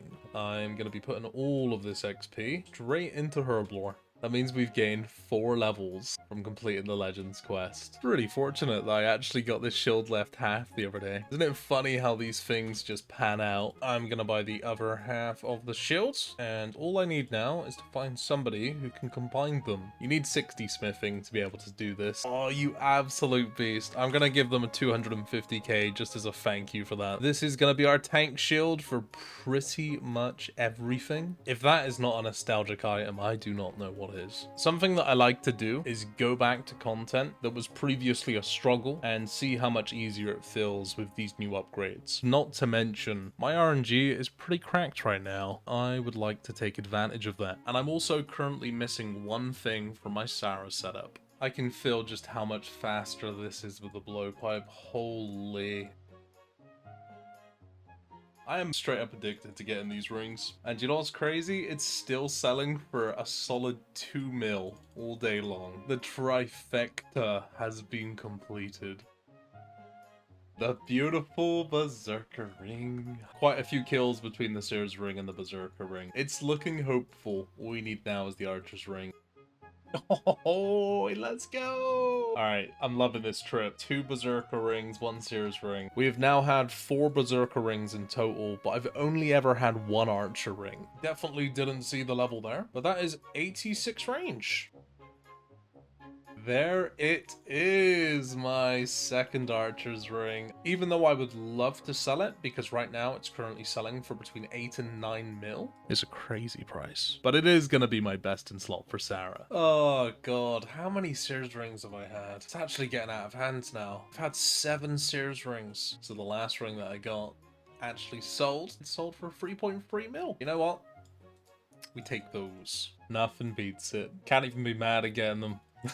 Berserker rings sold for 5.4 mil each, 400k for the Dragon Axe. Oh my goodness, how the Dragon Stones have fallen. The Imbued Archer's ring. Nobody can take it from me now. You might be wondering what's going on right now. I am currently swapping to the regular spellbook because I have been invited to go and do my very first chamber raids. So I'm actually going to be using all of my high-end gear here. Hopefully we're going to see some decent rewards from this. If we see a purple, I'm going to be super, super happy. The raid has begun. No purple, unfortunately. Well, here's the interesting thing. The regular loot can actually be good. I'm gonna quickly take a look and see how much Saltpeter is worth right now. It might actually have a decent price. Wow. Saltpeter is currently selling for 270 GP. So overall, not bad. Probably made about 200k from that. We will take it. The Armadyl D'hide boots, we bought these for 3 mil. Honestly, considering the use that I'm going to get out of these, just look like I've just trod through a ton of snow. Oh, we looking good. These raids are growing in size. That's pretty goddamn good. All right. It's okay. Oh, Ancient Tablet. Okay, that's really good, actually. That basically means that I get free teleports to raids and across Zeah. Sweet. I believe it's 1 in 800,000 points, roughly, to get a purple. There's a good chance we could get something. The Arcane Prayer Scroll. We did get something. Okay. This guy's in my team as well, so it means I get money. I have no idea how much the Arcane must be worth right now, though. I'm here to collect my Arcane Split. It's sold for 20 mil. Leaves me with a very nice 6.6 mil split. And unlike regular games, the Arcane in Fresh Start Worlds is actually worth decent money. As you guys know, I've been keeping a close eye on the Grand Exchange prices. I noticed Bandos Tacits were selling for a lot of money. Because I managed to get them for 17 mil, I mean, that's a 13 mil profit, and I'll be honest, I don't have any immediate use for the Bandos Tacits, and as an alternative, I can just use the Obsidian Plate Legs. A nice 12 mil flip. My favorite thing in the world. Oh, we've got to get 10 levels. I don't know how long this is going to take, but I'm here. I'm committed. And we're gonna do this. Something interesting has just happened. Jagex have just released a new blog post. To paraphrase, what they've said is that where the XP over the years has increased from quest rewards, for any of the previous quests that you've done, you can come and speak to Purdue here, and he will give you any bonus XP that you may be owed. I did get a message when I first logged in saying that I've got some quest XP that's owed to me. I guess we're gonna find out. Please be some agility XP in there, I beg. 40,000 agility XP, what? Oh my days, that's crazy. 35,000 Hunter, 55,000 Slayer, 35,000 Thieving. Who's gonna say no to that? 61 Hunter, 70 Slayer, 57 Thieving. We're 1 lap away from level 66. I've just looked it up and it looks like all of the XP that I just got was bonus XP that I was owed from Monkey Madness 2. When I completed the Legends quest in the last video, I got 7,650 XP per lamp. Apparently they've upped it now to 30,000 XP and 4 skills. I don't know if I'm going to be able to talk to this guy and maybe... Oh my god. What? I'm actually torn. I don't know what I want to do with this. Herblore is going to be a major pain in my ass to train, but I'm currently doing agility. To be honest with you, the faster that I can get this to 70, the faster I can go to Saradomin. The faster I can go to Saradomin, the faster I make money. I actually am going to go ahead and put all of this into agility. And there we go, level 67 agility. 3 levels left, and that actually shouldn't take too long at all. To use the rooftop agility course in the desert, you need 70 agility, but you can bypass this by boosting your agility level, as I did here by eating a summer pie, and I now have access to the course. If I was to continue doing agility at the Sears course, I would need to do another 245 laps to get level 70 agility. But because I'm doing this course, I only need to do 157. Oh my goodness. We can now use the Godward dungeon area, and we can use the Bofa. Nice. I'm gonna grab myself some Eki keys real quick. Before I go and use these, there is one last thing that I need to do. My confidence is beaming. In the last video, you guys might have seen that I got these heavy frames. I was unable to sell them in the Grand Exchange. Just gonna sacrifice them to the coffer. I'm not sure how much this is gonna get me. Okay, this will increase your coffer by 52 mil and 500k. A worthy sacrifice. Oh, that's stupid. I don't really need to do this one now, but I'm gonna do it anyways. 10.5 mil for that. Okay, I currently have 63 million coins in my Death's coffer. Considering I'm about to go to Saradomin God Wars, that will do nicely. I've just noticed there's like a little padlock on the Trollheim teleport, so it looks like I do have one quest to do. Edgar Roos has been completed, 50 Herblore, and we now have the Trollheim teleport. Saradomin God Wars, we have made it. If it's not obvious why I'm here yet, then let me explain why. At the moment, my best defense penetrating range weapon is the Rune Crossbow, which all in all isn't the best. Which is why I'm here at Sara, because there's a 1 in 508 drop chance of me receiving the Armadyl Crossbow. It would allow me to be more efficient at content such as TOA, Inferno, and would even be a somewhat decent choice for killing Nex. As of right now, there is no Grand Exchange data. Now, on top of the Armadyl crossbow being a huge upgrade, let's not forget about all of the other notable drops. We can receive a Saradomin hilt with the God Sword currently going for 22 mil, and the Saradomin sword which is only a 1 in 127, currently going for around 8 mil. Not only will killing this boss be a vital key to my progression, but it could also make me very wealthy in the long run. Some of you may be wondering why the helm switch. The simple answer is because wearing the Serpentine and the Blowpipe at the same time, when you damage the minions, it will guarantee Venom. So at the start of each kill, I attack the minions, which means that by the time the boss is dead, the minions will have lowered health and be easy to handle, which is incredibly useful because these kills are slow, and it gives me time to pick up bones, use the bones to peaches, and lengthen my trips. I think I've hit like 20 zeros in a row. That's why the Rune Crossbow is horrible. Thank God. Literally all of these just died from Venom. That's how slow that kill was. We're getting darts from this though. It's actually kind of nice. God Sword Shard free. Interesting. I actually didn't look at the prices for the shards. I'm assuming that the shards probably have a value though. We managed to get 14 kills that trip. Not terrible, not the best. I actually ran out of range potions like probably half an hour ago, so I'm definitely going to bring more range potions in the future. Something I'm going to change this time is I don't think the ruby bolts are necessary, so we're going to save an inventory spot there. Shouldn't be allowed. Nah, dude. There's no way. There's no way, bro. What is that, dude? The Dragon Spear. Oh my days. I don't have too much good to say about that. I've just got myself some red chinchompas. I'm gonna be using these at Sarah because the Rune Crossbow is so slow. I want to see how much I can speed these kills up.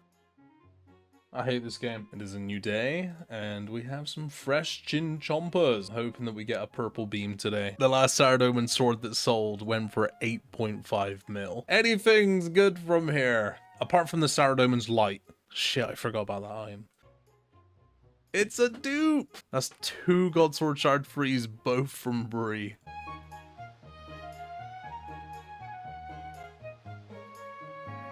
Oh, no. Bro. God damn it. Okay. I don't think one of these has ever sold, and I'm gonna consume it.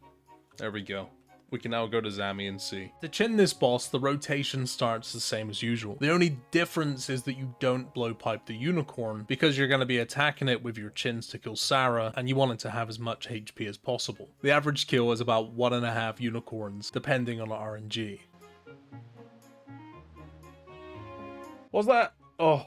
It keeps getting me every single time. 100 KC has been achieved, and we're yet to have a unique. We're a 1/5 of the way. I expect to have everything by 500.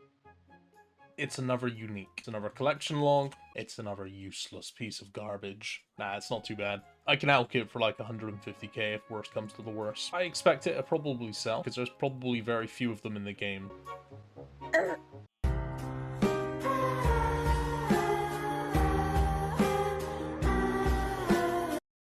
Please subscribe. End my suffering. I'm not gonna lie, I feel like this range training method is abysmal. 91 range. Levels are slowly coming in. You can definitely feel the difference here between the black and red chins. Come on, last kill this trip, boys. Hill ACB. Do you know what? I'll even take a Sarah sword. I'm really not fussed. Okay. Ladies and gentlemen, we got him. What the fuck? 213 kills. I'm gonna go throw this in the Grand Exchange because it's actually sellable. That is the first decent drop we've had. There it is. It's probably one of the best strength training weapons for a pure. We finally have a little bit of money back to show for all the chinchompas that I've been buying. Do not worry. I am pumping GP into these chinchompas, but we are going to be making our money back, I can assure you.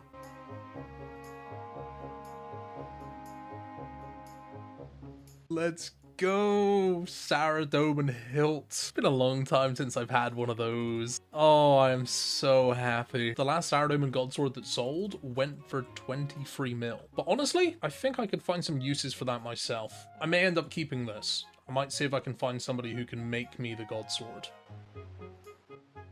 It had to happen at some point. 2 hilts. I've pretty much committed to an all-nighter right now. If you guys were wondering how many kills I've done today, 147. And as you can see, this is all of the loot that I've received just today. I think the last hilt clip would have probably been like a minute ago. If it was, I can assure you that they're about 10 hours apart. This is getting out of hand. What is going on? Another hilt.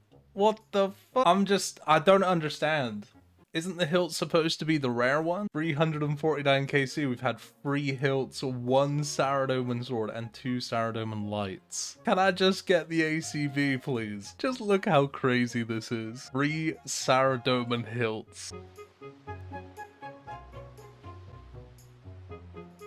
Finally, there it is. Such a massive upgrade. Oh my, 384 KC. We actually did super well. I mean, we got 3 hilts and an ACV at under 400 KC. Holy shit, boys. The gift that just keeps on giving. Okay.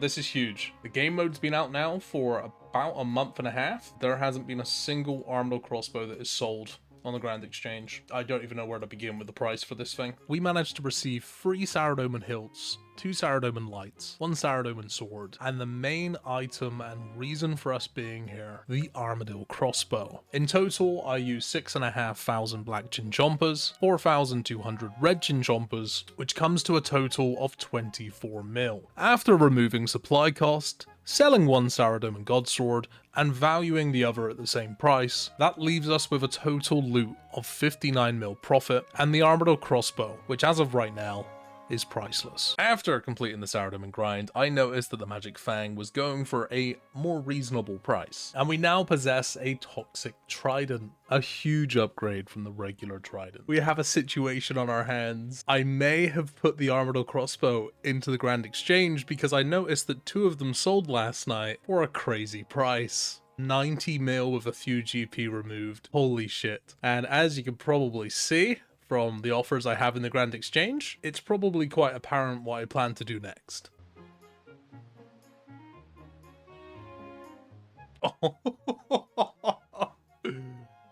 No! What? Okay, that just bought for way less than what I was thinking it was gonna buy for. It bought for the same price as what the Armadyl crossbow sold for. How is that even possible? Oh my god, that's crazy. I just bought a Bofa for the same price that I sold my Armadyl crossbow for. What is this economy, dudes? I really wasn't expecting that to buy. I'm gonna be totally honest. I didn't think it was gonna buy for 125 mil, let alone for 35 mil less. I think I've just purchased my future. This bow is all you need to know, along with these 4, soon to be 6 crystal armor seeds. I've bought a lot of things here inside of the Grand Exchange. There's a lot to unpack. First things first, we now have all 6 of the crystal armor shards that we need to make ourselves the full set of crystal armor. I purchased myself a dragon pickaxe. Not only am I going to use this for PVM in the future, such as Cox raids and TOA, but in the present, I also need to get my mining to level 70. I also need to get myself level 70 smithing, and this stuff here I'm going to explain later on. Since the very beginning of Fresh Start Worlds, getting my hands on the Bofa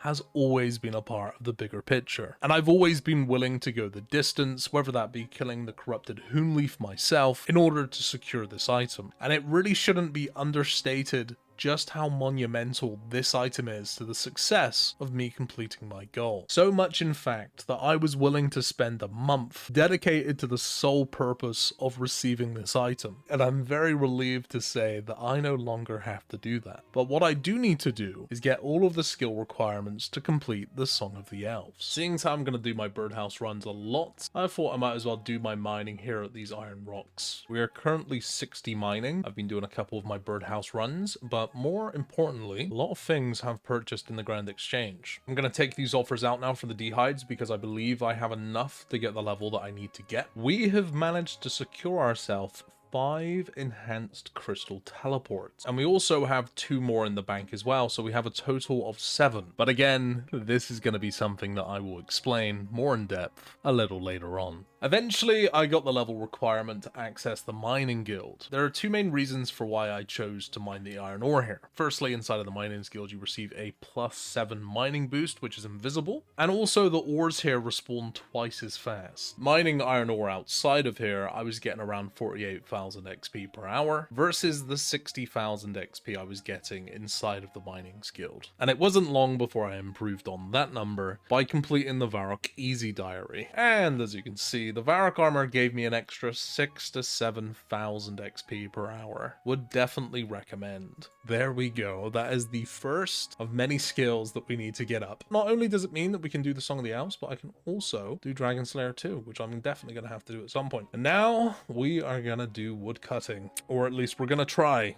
to figure out how to do these teak manipulation things. I don't know.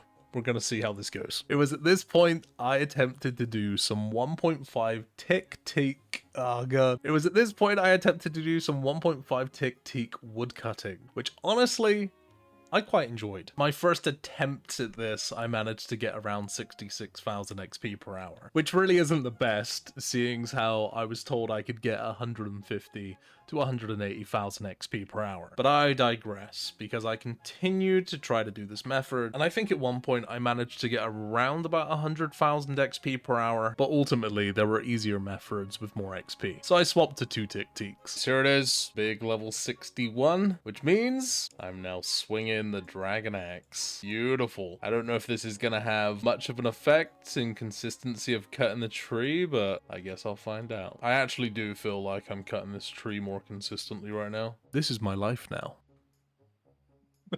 I usually don't like woodcutting. Woodcutting's usually the skill I enjoy the least, but getting over 100,000 XP an hour, 116k XP an hour. I don't know if that's like good for level 66 woodcutting, but I was level 47 woodcutting yesterday. The skill is actually not so bad doing these methods. We're just a few logs away here. 70 woodcutting has been achieved. We are so done, and I'm out of here. Wasn't as bad as I thought it was gonna be, but that's 70 mining and woodcutting ticked off of the list. I think I'm gonna do Hunter next. The 67 Hunter, we can now trap black salamanders. The final lizard. 70 Hunter. Lovely. We're about to embark on our smithing grinds. And before we do, I've just seen that our planks have bought. We have 3,500 mahogany planks combined with 4,200 oak planks. This should be enough to get me to level 70. Without any further ado, let's begin. The big level 70. That is 4 level 70s ticked off. We're gonna train our construction, which is incredibly low right now. I don't know how long this is gonna take, but I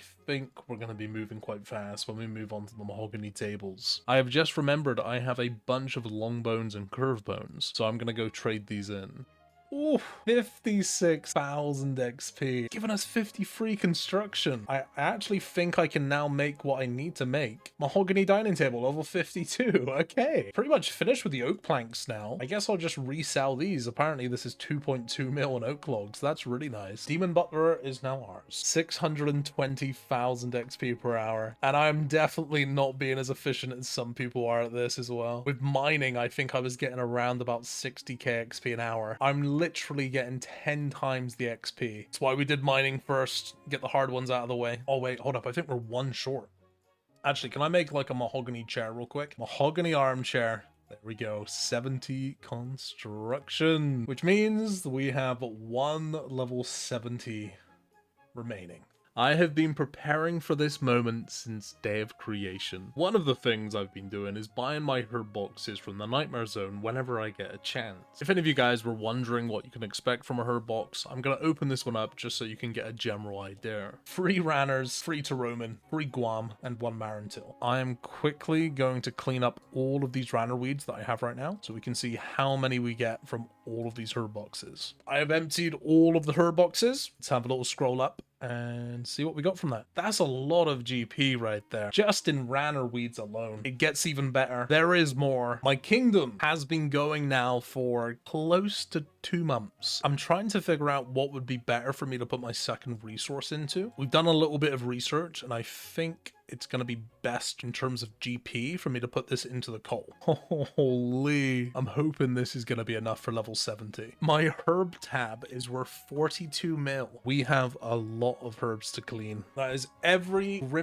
grimy, stinking, horrible herb that we could clean has been cleaned. The ones that remain are ones that are too high a level for me. We managed to get pretty much 75,000 herblore XP from that. My coal has sold. Just got done making 9,000 Taromin potions. This has taken me several hours to do just to make these pots alone. It's time now to get some good herblore XP. The potion you see me making are Serum 207s. To make them, all you need to do is start the quest, The Shades of Morton. Then you use Taromin herbs and regular ash. The best part about Serum 207s is that for the most part, they're pretty useless, and they're also unsellable, which means the Taromin herb and ash have a relatively low asking price. And on top of that, you can make the potions as fast as you can click, unlike other potions. It's worth mentioning that I knew herblore on Fresh Start Worlds was always going to be a tricky skill to level. With the uncertainty of the economy and player base, I started buying up all of the Taromin slowly ever since the first week. And I wasn't picky about which type either, which hopefully explains why I had so many grimy. So I've just made all of the Serum 207s. I currently have no more Taromin potions left. We're pretty much bang on 100k XP away from level 70, and luckily I have myself a bunch of backup herbs. I think I'm going to start with these Ranners. This skill took a lot longer than I thought it was going to take. I completely underestimated how long it takes to make the potions umph. I think I've probably spent like 2, maybe 3 hours today just making the oomph potions. It takes a while. But there we go. That is a level 70 herblore. We now have all of the skill requirements for the Song of the Elves. I've just taken a look on the high scores. At the beginning of this grind was around about rank 330. I've jumped almost 150 ranks just getting these requirements for Song of the Elves. This might be hard to believe, but I have not had any access to Edgeville for like the last 2 months. I haven't really needed it, but that is the very first unlimited teleports I have, and is going to be really convenient. Morning's End Part 1, and how convenient. Yes, I would. That has to be the end of that quest. Okay. Morning's End Part 2 has been completed. I think it's the 3rd time I've completed this quest, but holy is it good. And that is the Song of the Elves. A beautiful looking quest. Don't ask me what happens though, I have no idea. It was always a part of the plan to get to Prifnus. I just didn't think I'd be here so soon. In very good time, I have 2 more crystal armor shards that I've purchased. Remember a little while back when I said I would explain this later on? Well, now is the time. My Bofa is currently uncharged, and I want to corrupt it and give it unlimited uses. And to do that, I need 2,000 crystal shards and 82 smithing and crafting. Alternatively, I can skip the skills and pay an extra 1,000 crystal shards to have it corrupted for me, which is not what I'm going to do because it's going to cost me an extra 20 million GP. Because your boy's a genius, I did some calculations and I worked out that I could actually profit by leveling my crafting up by making green dragon hides if I were to tan the hides myself, and then it would only cost me around 5 mil to get the smithing requirement. The level that I have been training for, 77 crafting. That is where I'm going to stop the crafting grind. I may have overshot slightly on the amount of hides that I need. Your boy's a genius. But on the plus side, I'm going to make a profit by selling these. We have 8 levels in smithing now that we have to get, and there is the final smithing level. We now have 78 smithing and 77 crafting. You remember all those crystal seeds that I've been stockpiling? Well, now's the time to break them down into shards. And the reason I'm doing this is because 2,000 crystal shards to be gathered or organically takes a really long time. So instead of that, I am sacrificing a little bit of GP, 31 mil to be exact, to speed up the process of corrupting my Bofa. And not to mention, I got really lucky because the enhanced teleport crystals are by far your best bang for your buck in terms of GP to shard value. And I got 7. They stopped buying about 2 weeks ago, which is why I had to sacrifice 4 more extra armor shards. I need to get some stews and some more spices. Hoping this is going to be enough orange spices to get the boost. That's crazy. Oh my god. I didn't get it. I'm going to have to go and get my cat out again. My cat is an overgrown Hellcat now, so it can no longer chase. I hope I can get the boost with these spices, because if I don't even want to think about it. Yes!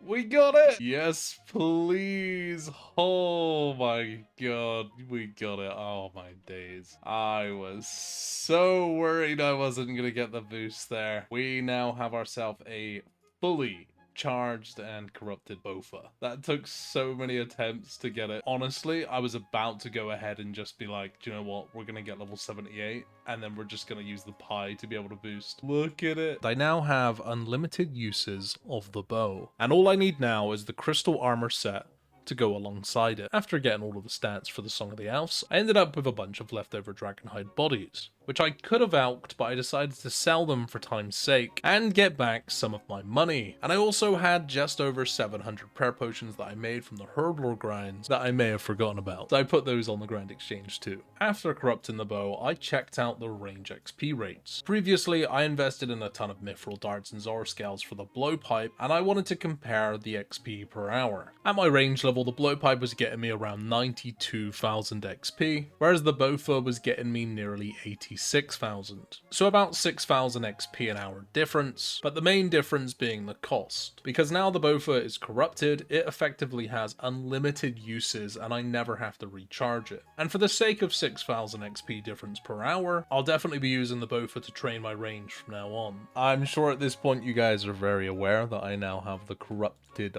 Bofa. However, I currently am missing the full crystal armor, but I do have the armor seeds for it. And as you can see, I currently have 150 crystal shards left over, which means I'm 150 short, which shouldn't take too long because I'm guaranteed between 5 and 9 per completion. The Bofa's always been a crucial milestone in the plan. In fact, if I couldn't buy one, the plan was just to receive one from doing corrupted gauntlets, and I'm very relieved that I no longer have to. There are legitimate horror stories at this place where people have gone thousands of kills dry. And even if you get the enhanced seed on drop rate, which is a 1 in 400 from a corrupted, you're still looking at doing 5 to 6 completions per hour at max. And that's assuming that you don't fail a kill. The bottom line here, buying the Bofa and crystal armor shards has saved me hundreds of hours. And for that, I am very happy. Come on. There we go. First KC on the corrupted gauntlet. Let's have a look. What do we get? Oh, 9 crystal shards. That's so nice. The bow and the cape. Of course they go together. How cool does that look? Oh my god. 121k cash. Just pure cash. Getting flashbacks now of day 1. Trying to get 100k to go inside of the Rev Caves. That took me like 5 hours of stealing silk. Right, I've finished this kill, mate. Let me just loot. But yeah, these have been too like, because I think I told you. Oh, dude, I just got trolled so hard. Nothing now. I got a crystal weapon seed.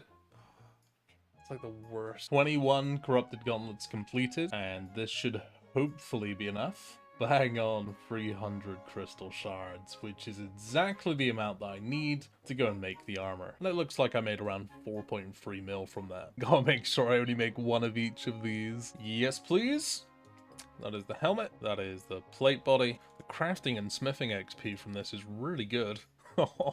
And there we go. We now have the full set of crystal armor. Oh, that looks so sick. While I'm here, I'm also gonna change the color of my bow. This should do the trick. I think it is time that we go and test this out, because I have never used full crystal and I have never used the Bofa before. God, we look good. And the prayer potions have sold. As you might be able to see from the gear setup that we have here, I am going to be going back to Sarah. There are a few reasons for this. Firstly, it was the last moneymaker that I did, and it was an incredible struggle, even with using the Chinchompas. So it'd be really nice to put the crystal armor and the Bofa to test for me to really feel how powerful this is. And secondly, there's also the chance of receiving some very expensive drops. Believe it or not, this is actually the very first time I've used the Bofa in PVM. And that's because the last time I did a rebuild was on Fat Checks, and back then the Song of the Elves and the Bofa weren't even a thing, which in part is why the Bofa's so good. Not only was it introduced partially as a makeup for the blowpipe nerf, but it also fills what was previously a void of options for a two-handed, accurate, high-hitting range weapon, similar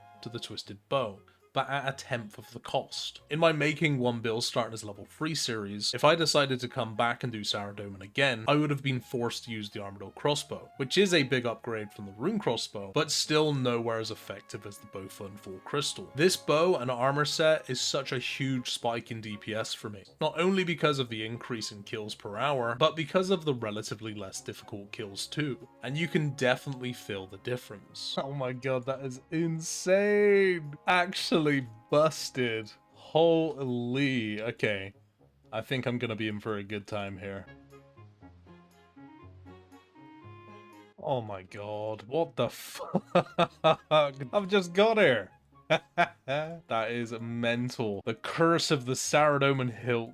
Although I'm not complaining, I will take it. One of the most satisfying things about this is the first time I've used the Bofa with a crystal armor, and obviously you need to recharge your crystal armor. That hilt right there easily covers the cost to repairs 3 or 4 times over. 4 hilts in 416 KC. I've only had one Saradomin sword. Hello, hello. It says 500k. Free money. Let's go. Just been invited to go and do Fritter of Blood, and I have been saying no to these guys for so long now because I've been so busy getting myself the Bofa and Full Crystal. Finally, I am no longer busy and I have no excuse. Hopefully we can get a purple, and if any of you guys are wondering, I collated the Dragon Warhammer for a few of my items. The very first TOB completion, 0 deaths. It's actually pretty good. No way we got a purple. No way we got a purple on the first KC. Let's go! 810k Vial Blood. That's a lot of coal. A Verdict Defender hilt. Let's go. That's good. That is good. That's 125 to 150 mil Fresh Start Worlds. Jesus. A very well-deserved Avernic Defender on the 1KC. The last Avernic Defender hilt that sold went for 75 mil. A month ago. 22 minutes. We're doing pretty well. Let's see. The back-to-back? No way. The back-to-back, the exact same chest. It's the same person. What is going on? Another Avernic Defender hilt. Let's go. That's definitely not a bad thing. 2 Defender hilts back-to-back. We're off to a good start. The back-to-back-to-back. Okay, back to reality. We had a good stint though. We're done with TOB. We got 2 purples and 3 KC. I'm going to consider that a win for the day. This is also a win. We managed to sell all of our gold bars for 3.5 mil. What is that? This right here is the very first Avernic Defender hilt we got, which sold for 125 mil on the Grand Exchange for a very nice 31 mil split. Second Avernic Defender hilt is sold, and that is another 32.5 million GP. Thank you. Thank you. So I ended up making 63 mil from the 2 Avernic hilts. And because I had an offer in the Grand Exchange, we are actually back to over 100 mil cash, which means that the bank is actually 474 mil right now. At this point in time, I'm pretty happy with almost everything that I have here. For everything that I'm currently doing in game, I have all of the gear that I will need for it. So I'm not going to be making any huge upgrades or purchases right now because I'm not actually doing anything other than Saradomin in the occasional raid. But what I would like to pick up is the Vigora's Chain Mace, which will become clear soon.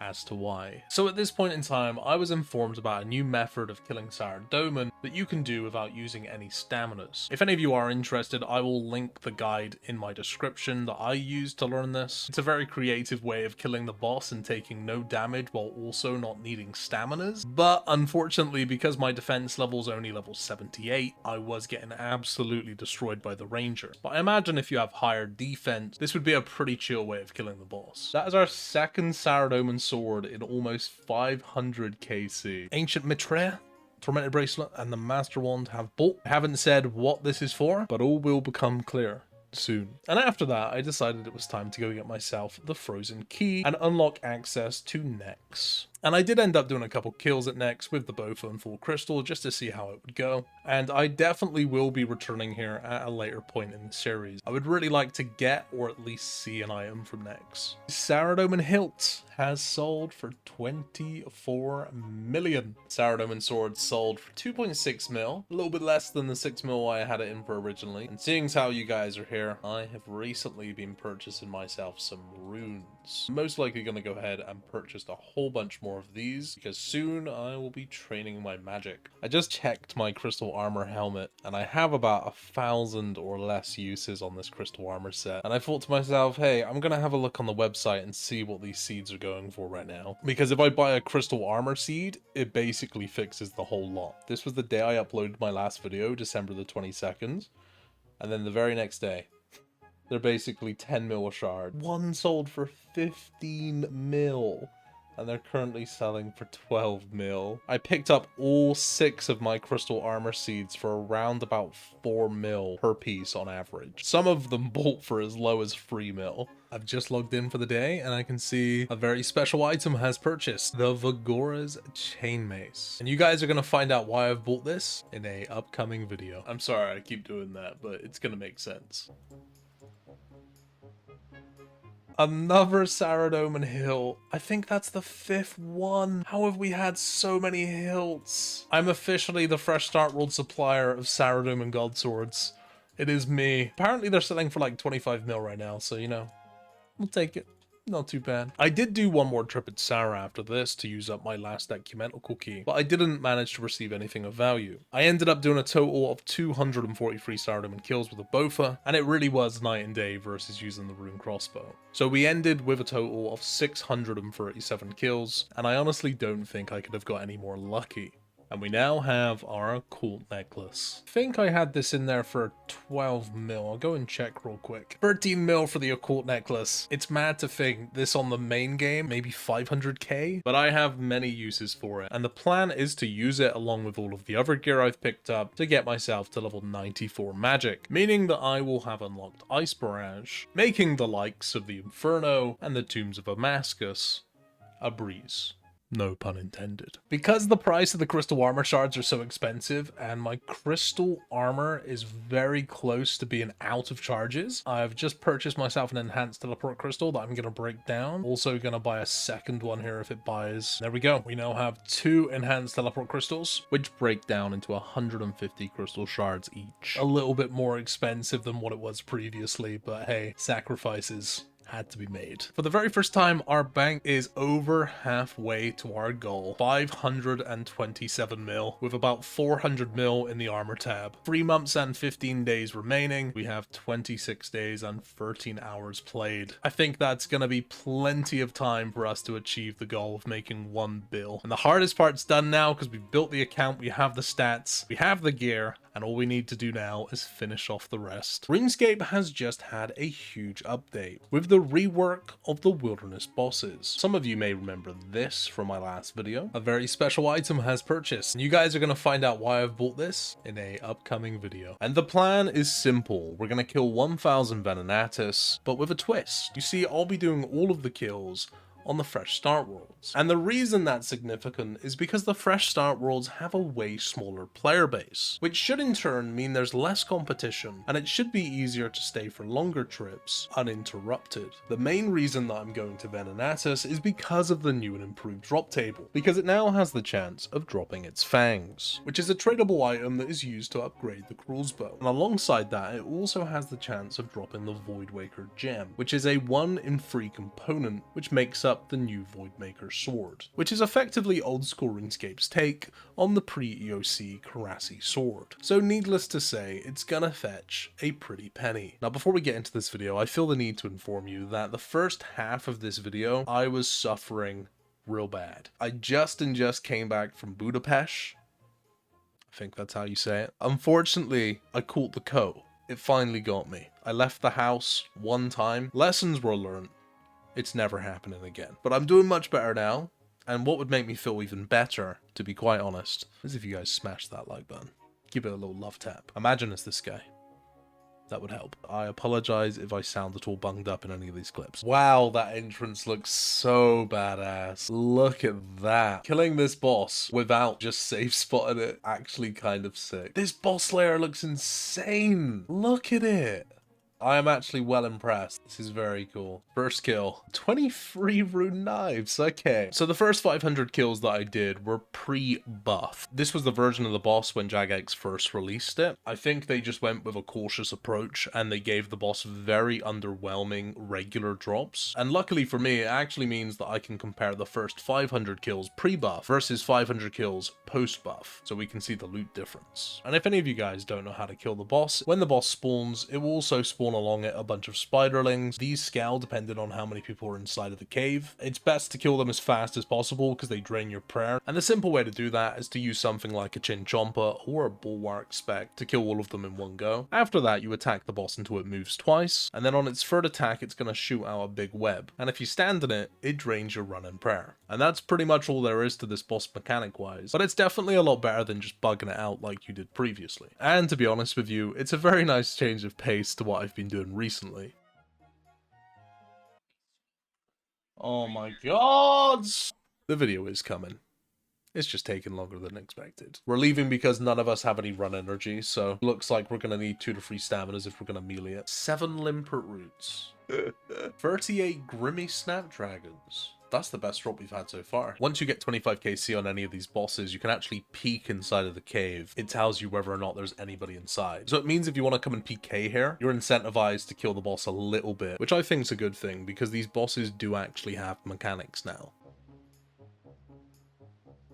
Let's go. Dragon Pickaxe. Okay, I wasn't sure if they removed this from the drop table or not. First drop, I guess. How much is this on Fresh Start Worlds? 7.5 mil. So really not too bad at all. The prediction of having less people in Fresh Start Worlds, meaning there's probably going to be less people that's attacking us at these bosses, was kind of true, but also wasn't at the same time. Because it turns out that we got attacked by pretty much the same team every single time, but it was just one team. And a lot of the time we'd go hours without being interrupted at all. And then other hours, we would only be getting 2 to 5 kills per trip before we'd have to bank. And the other thing is, I haven't actually killed these bosses on the main game, so I don't have anything to compare it to. So you guys are just gonna have to let me know in the comments if it's way more active on the main servers than what it is here. Don't make me lose my fucking defender, I beg.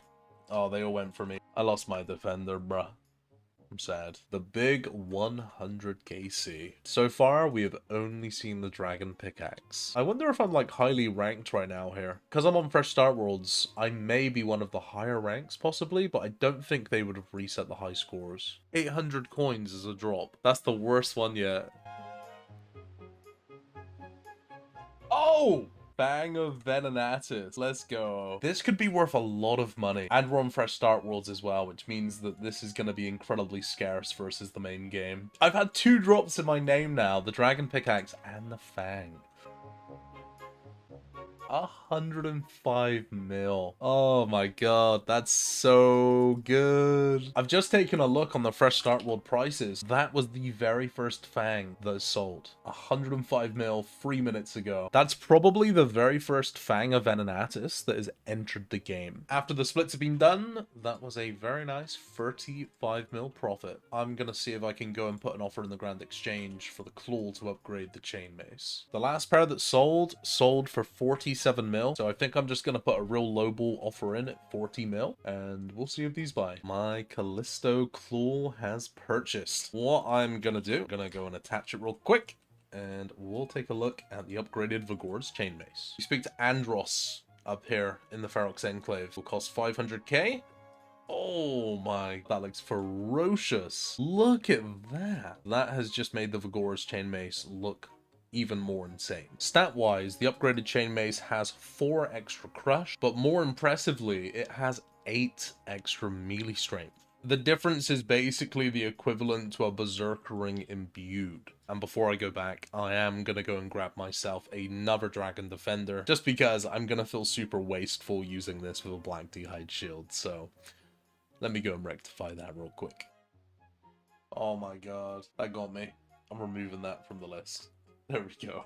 Never again. It's done! I was getting a little bit worried there. Our Dragon Defender is now protected. Alongside the mace having extra stats, it also comes with a new special attack, which uses 50% special energy and deals a hit with doubled accuracy. And upon a successful hit, also deals 20 damage over 6 seconds. If the damage is done to a player, it prevents them from running for 3.6 seconds and reduces their agility level by 20. So not only is this special attack really nice for dealing damage, but its built-in passive effect actually makes it awesome for escaping PKers.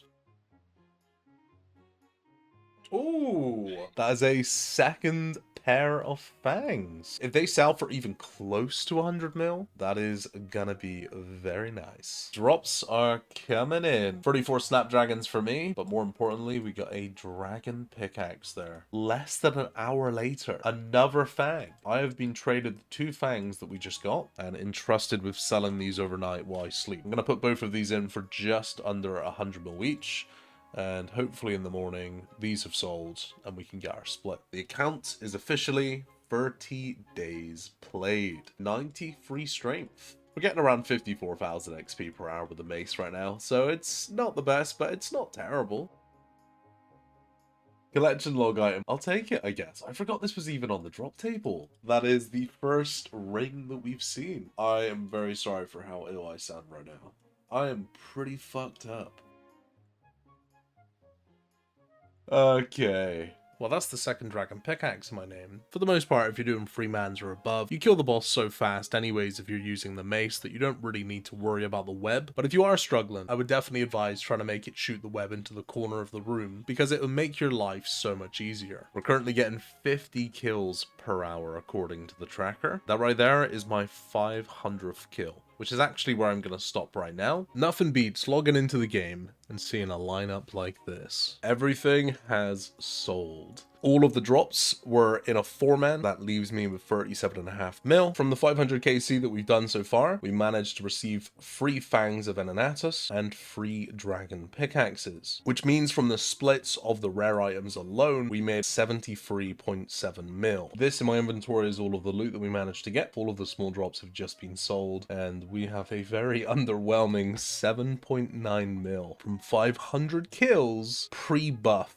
of the regular drop table, which brings our total to 81 million GP, which is honestly pretty good, but if it wasn't for the big drops there, that would have been a very bad time. It's a new day, it's a new dawn, and there is a new drop table, and apparently the loot is actually good now. I'm gonna see if I can do another 500 KC with the good loot, and we'll see if we can beat the 8 mil that we just got from the regular drops. First kill, 19 uncut diamonds, 144 cannonballs. That seems a lot better than what we were getting before. I think the max diamonds I saw before was like 6. Quite an improvement just there alone. I think the Jagex needed to do this. At the end of the day, you're talking about an area which is in 35 wilderness. You can't instantly teleport and escape out of this place. And also it's multi-combat. Before, it didn't really feel like you were being rewarded for the risk that you were taking being here. It doesn't feel too broken, but it feels rewarding enough to take the risk of being here. 441 blood runes, for example. Like, that's really nice. As you can see, the looting bag from that trip is just under 1.2 mil. It's a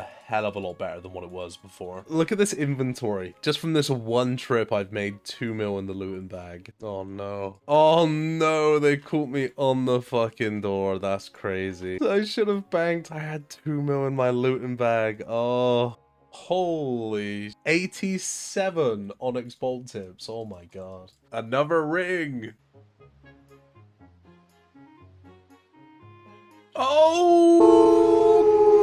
Void Waker gem. This is part of the Karasi. 645 KC. No way. I was really hoping that we would see one of those. Oh my god. Look at it. Look at it. The last one that sold for 95 mil. I'm just going to put this one in for just under 100 mil.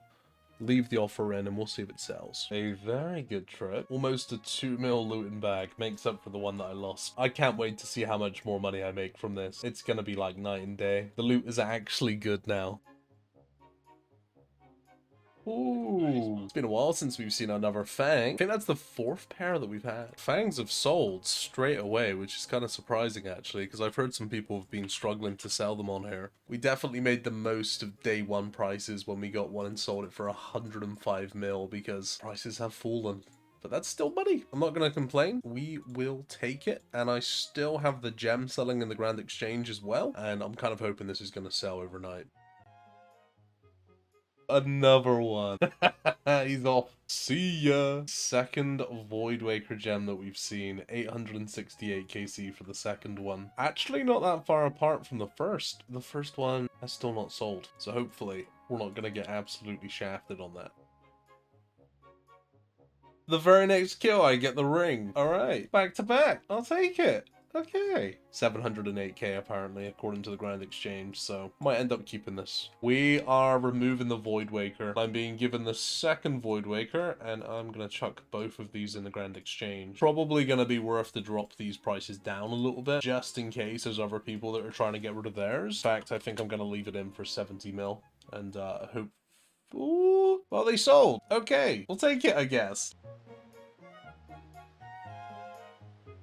We just got here, and I'm instantly leaving. We're actually making some insane GP. I can't wait to see how much I make at the end of this. Turns out one of our very own wants to buy the Fang from us. We're actually selling it at 55 mil, but they've taken their split, which means I then split the 42 free weights. 900 KC. We're actually getting 90 kills an hour right now. I've done 400 kills today, so damn, I've been killing this boss for like 9 hours straight. It's been a good day. I didn't even see it, but apparently we got a dragon pickaxe in the last kill. Very cool. 94 strength. We've actually gained 2 levels. Killing Venenatus, 548k today in strength alone. Not the best XP in game, but you know what? Getting rich while training at the same time, and I personally, I'm a big fan of that. These dragon pickaxes just blend in. I didn't even see it until they started spamming it. And because the drops here actually go in the order of MVP, from most damage to least damage, which was me,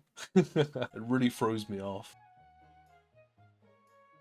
Second D2H, we're 20 drops away. We're just getting drops right now. So 1,000 Venenatus kills. It is currently 6 o'clock in the morning. Let's find out how much we made. After doing all of the final splits, I sold off all of the regular loot. And unlike the first hour where we only made 8 million GP from the regular drops, this time we made 18 mil. And it would have probably been a lot more if I didn't die for a 2 mil bag. And I also saw this guy at the Grand Exchange who seemed to be having a really bad day, so I gave away my leftover dark crabs and the ring that I received, as I'm sure he probably needs it more than I do. With all of the splits that we managed to get from that, that means that the final 500 kills comes out to 86 million GP. In total, from the 1,000 kills that we did, we managed to get 171 mil and 175 mil, including all of the runes. But that's not all. We also made a 30 mil profit on the Vigor's chain mace, because when I purchased it a month ago, I only paid 30 mil. I did, however, lose 1 mil selling the claws back, but with that included in the overall price check, that means that we made just over 200 mil. In the previous episode, I began preparations to complete RuneScape's hardest challenge, the Inferno, which is the final large milestone to reach before hammering down and completing my goal, because I can't be seen completing the series with one of these on my back. And in order to do this, I need to train my magic to level 94, so I can use Ice and Blood Barrage, both of which will be heavily utilized and needed for my Inferno runs. And on top of that, there are still a few loose ends that need tying up. One of those loose ends is a free best in slot range upgrade. Turns out for Dragon Slayer 2, I actually have to complete Tai Bwo Wana Trio, which is one of the requirements in order to do the Barbarian training and unlock the Ancient Cavern. And shortly after, I completed the Lunar Diplomacy, achieving some more free runecrafting XP, and then completed the Dream Mentor. And who said hearing voices was a bad thing? Subscribe. Tale of Two Cats has been completed. I have completed all of the quests now to do Dragon Slayer 2, but there are 2 things remaining. I need to get myself level 60 thieving, which I am very, very close to, 10,000 XP away. And I also need to do the Barbarian training and unlock the Ancient Caverns. I think we're going to do thieving first, and then we're going to go and do that. And in typical procrastination style, when things are needed to be done, I went to Nex instead. And you won't believe what happens next.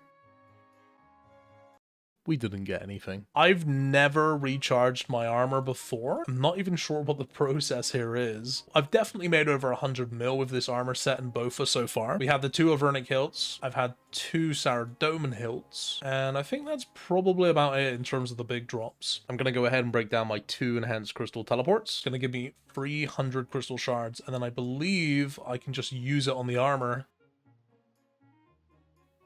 I just put 20,000 charges into the helmet. Oh no. Oh, what have I done? I guess I'm gonna be putting 50 into this one and 50 into this one. What have I done? That's fine.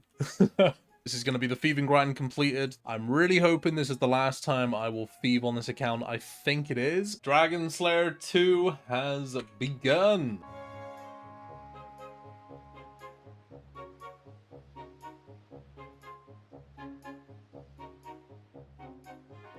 That has to be a world record. There we go. The big bad dragon has been defeated. The XP that I get from this quest is going to be really nice. 80,000 smithing XP, 60k mining, 50k agility, 50k thieving. I think I got a mining level and 1 thieving level from that. Can now use a crystal pickaxe, that's good to know. We now have access to the Myths Guild and Vorkath.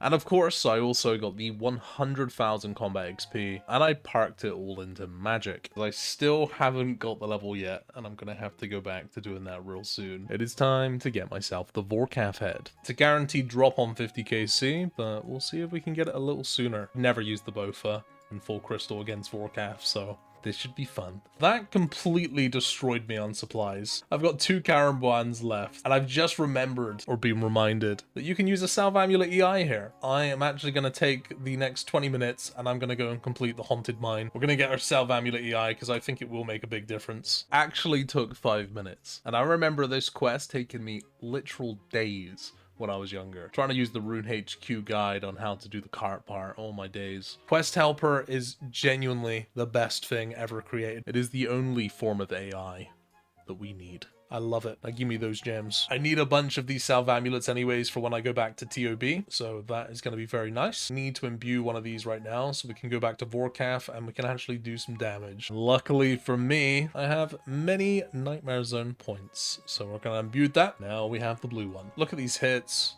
47. It's under half health and I've used free food. 2 minutes and 14 seconds for that one. That was a hell of a lot better. I can't even imagine how valuable this loot is right now in Fresh Start Worlds. We didn't get the sub 50, but there's our Vorkath head. Time to upgrade to the Assembler. I don't know if I've ever seen a more perfect color scheme than this right here. And wow, it actually looks so good. RuneLite says that we made 6.8 mil from those 50 kills. I'm currently building a nice little loot tab, so I'll sell that in a bit. I've been so AFK, I've actually missed the level. Well, looks like quite some time. I'm 6.5% of the way till level 95. Okay, we're gonna call that a day here. There it is, 94 magic. We can now cast Ice Barrage. Before we go and give the Inferno a go, it is time to stack up on supplies. Currently, I have quite a lot of loot that needs to be sold. So I'm gonna sell all of this off, including the Vorkath gear, and we'll see how much we get. After selling off most of the loot tab, we had 11 mil cash and a couple alchables. It was then that I discovered that my Herblore tab was sat at just under 32 mil, most of which were leftovers from getting 70 Herblore for Song of the Elves. So I decided to lock in some profits,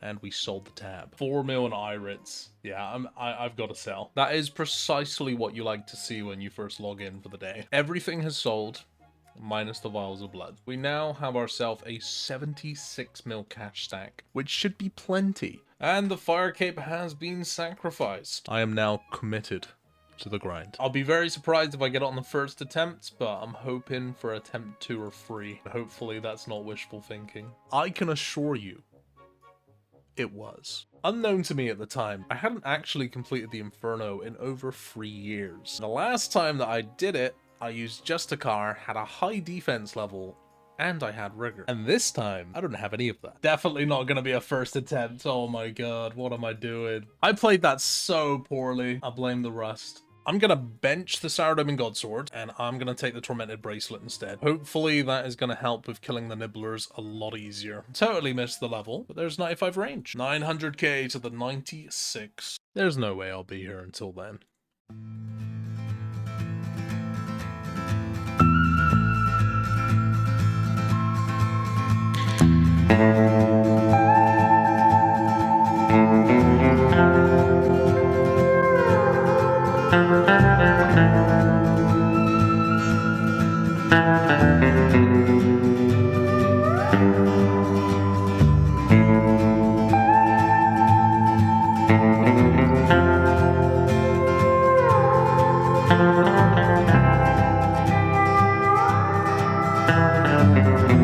Oh my god!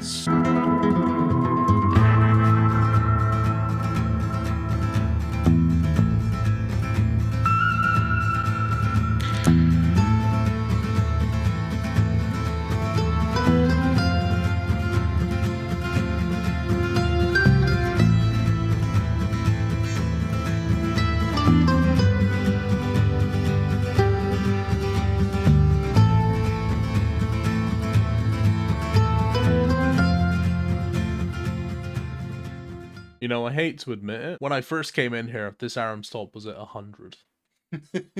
We have a change in the inventory right now. I have a crystal shield. I ended up buying this for the wilderness boss rework. I never used it, and seeing as how I have it, it is like 30 more range defense. I may as well use it. The only other notable change is that I now have 2,000 dragon darts in my blowpipe. A lot of the times I've died is because I literally don't have the damage to either kill the ranger fast enough or to kill the healers fast enough. So hoping the dragon darts are going to make a difference. The dragon darts definitely did come in handy, but the thing that really made the difference on this account was instead of using Eagle Eye and Still Skin, I switched over to using Piety. And you might ask why, and the answer is because this account only has 78 defense, and having that extra 10% defense through Piety really made a difference. In fact, on this final run, I took less damage from the ranged mage sets than the previous 3 times I made it to Zuk. Unfortunately, I think I actually rage deleted the clips of me dying to the ranger because I died twice where my blowpipe just wouldn't do damage, and I was getting hit 40s non-stop.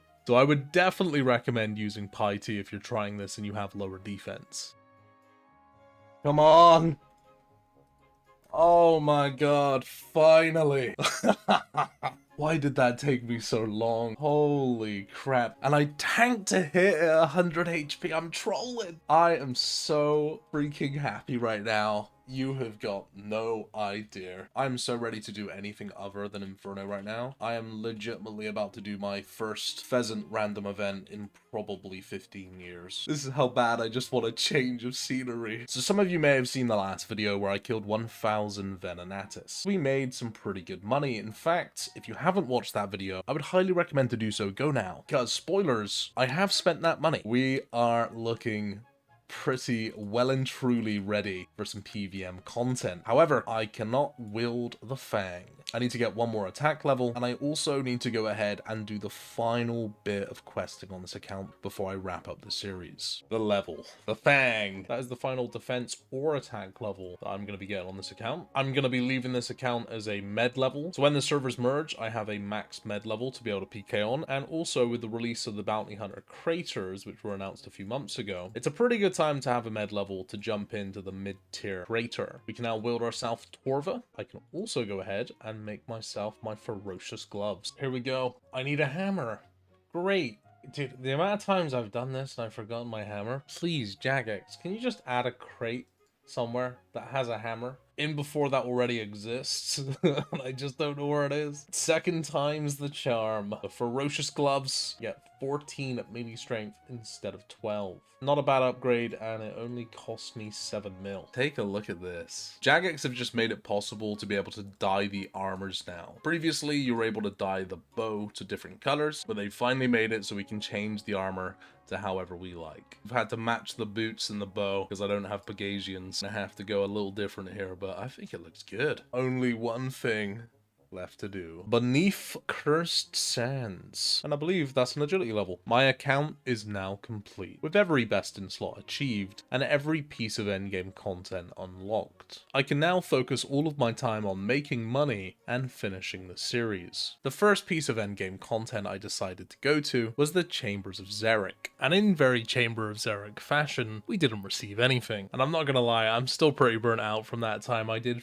300 solos and got free back-to-back Din's Bulwarks. This place will never be the same to me. We are gonna go and do ourselves some TOA raids right now. I've got a team waiting. These are gonna be the first Tombs of Amascut raids that I have done on Fresh Start Worlds, and the first I've done in a while. Luckily for me though, my gear was practically made for this content. It almost seems too convenient, almost as if it was always a part of the plan. Oh my god, look how many tasks I just completed. Oh, I am definitely very rusty here, but we did manage to kill the boss and not die. That's the main thing. Do we get the Fred? Do we get a Jewel? Let's have a look. 170k. I'll take it. I died at Akka again, so I don't think I'm going to get myself the Avas upgrade, but it is what it is. No purple. We're going crazy. We're doing a 400 raid. This is the third raid. I've not done any of this content in like 5 months. Jesus Christ. Let's go. Better get moving. And we actually got rewarded. It's purple. You know what would be nice? A nice cozy Tumuk shadow.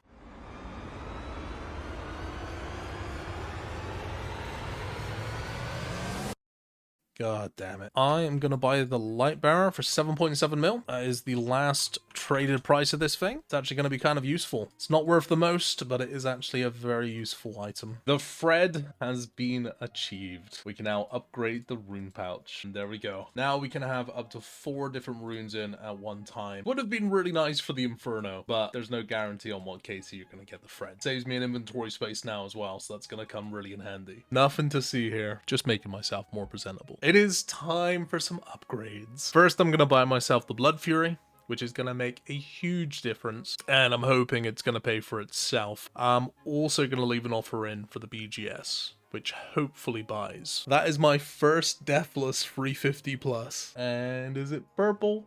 It's not purple. It's okay though. I get myself the Mazori crafting kit. At the moment, with my Avas being blue, kinda looks a little bit out of place. Let's see if it looks even worse with this. It looks probably just as much out of place, to be honest. We're doing it. The Mystic isn't quite cutting it, so I've gone ahead and I've made the upgrade. It's not going to help me hit any higher, but it's a little bit more tanky than the Mystic, and it's a little bit more accurate. Ooh, the red gem. I don't have this one. Of course it wouldn't be the useful one. Of course. Oh my god. I used 2 Ambrosia like before I even got in here. Oh my days. It may get me killed. Oh no, it actually might. Oh my god, there we go. 97 range. And it actually got me killed. Some of you may remember a few videos back where I sacrificed the heavy frame that I got from the demonic gorillas, and for some reason it sacrificed for over 50 million GP in Death's Coffer. I still don't know why, but I'm so glad that I did, because I would be down bad right now. The last few TOAs that I've done, I've been pushing up to 400 raid level. I'm having some real difficulty right now with completing these raids in under 40 minutes. I think the closest I got was around 41. That was a super fast one. With this gear, the Bofa being the best in slot that I have, it's really difficult without really good RNG. I'm still going to keep trying it because I don't lose anything from trying. Feast your eyes on that. What a lineup. Second Fred, we'll take it. The Bandos Godsword has Bolt. That is going to be super nice, especially inside of TOA. Damn it, dude. I had an Ambrosia as well. I didn't. Scuffed equals stuff. No way, is that in my name? The person with the least DPS, the most deaths. 28 kills. This is my first purple. Let's see what we get.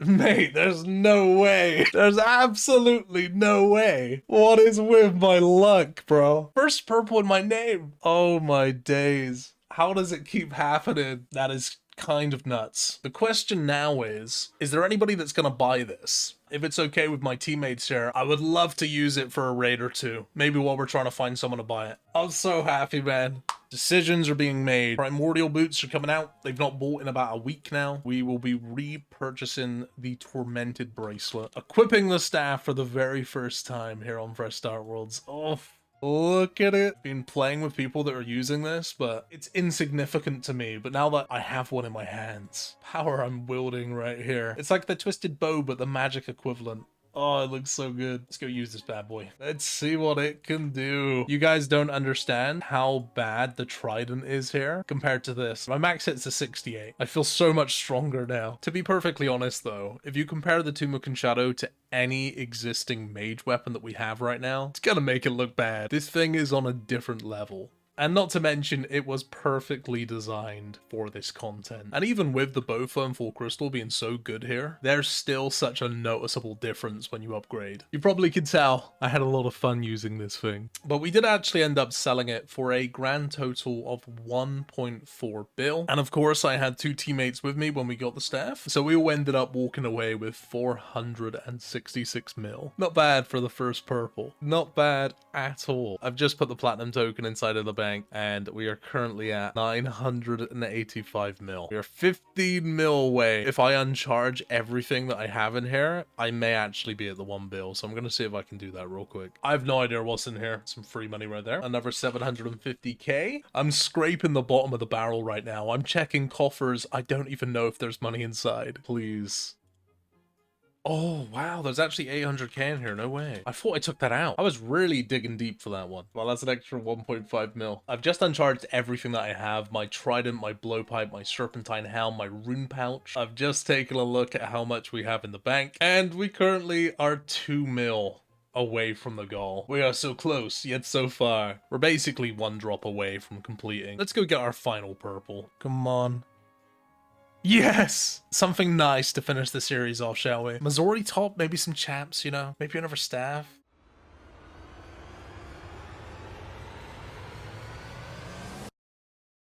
I love this game. It is 10 mil, it is what it is. It should hopefully be enough to push us over the 1 bill mark. There's our ring split. Okay, hopefully this is going to be enough to finish the series. Let's have a look.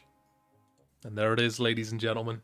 The 1 billion GP bank has been achieved. And we still have 1 month and 20 days remaining, which means it took me just over 4 months to complete the goal. I've played for a total of 35 days. I feel like I've made a very nice account in that time. Pretty goddamn good stats. 110 combat, done a hell of a lot of questing to get here. Pretty much have all of the solid milestones checked off along the way. The account's solid. It's a well-rounded account. So what happens next is now the question. I've actually been giving it a lot of thought and consideration. At this point, we're less than 2 months away until the closure of these servers. The worlds at this point have been pretty consistent with the numbers and player base. The people who are playing have pretty much played throughout. Surprisingly, they haven't actually dwindled as much as I thought they would. However, it is slowly but surely coming to an end. And there are still some items here on Fresh Start Worlds which are incredibly expensive versus their old school RuneScape counterpart. The Occult necklace here on Fresh Start Worlds is 7 million gold. I feel like people kind of forget just how difficult these are to get. It requires 90 free Slayer, and you also have to be on task to get one of these. In the main game, the last time I checked, an Occult necklace was 300k. It really just goes to show that if there isn't like an over surplus of them, the prices are kind of crazy, and the Occult necklace is insanely good. 10% magic damage. Like, this thing is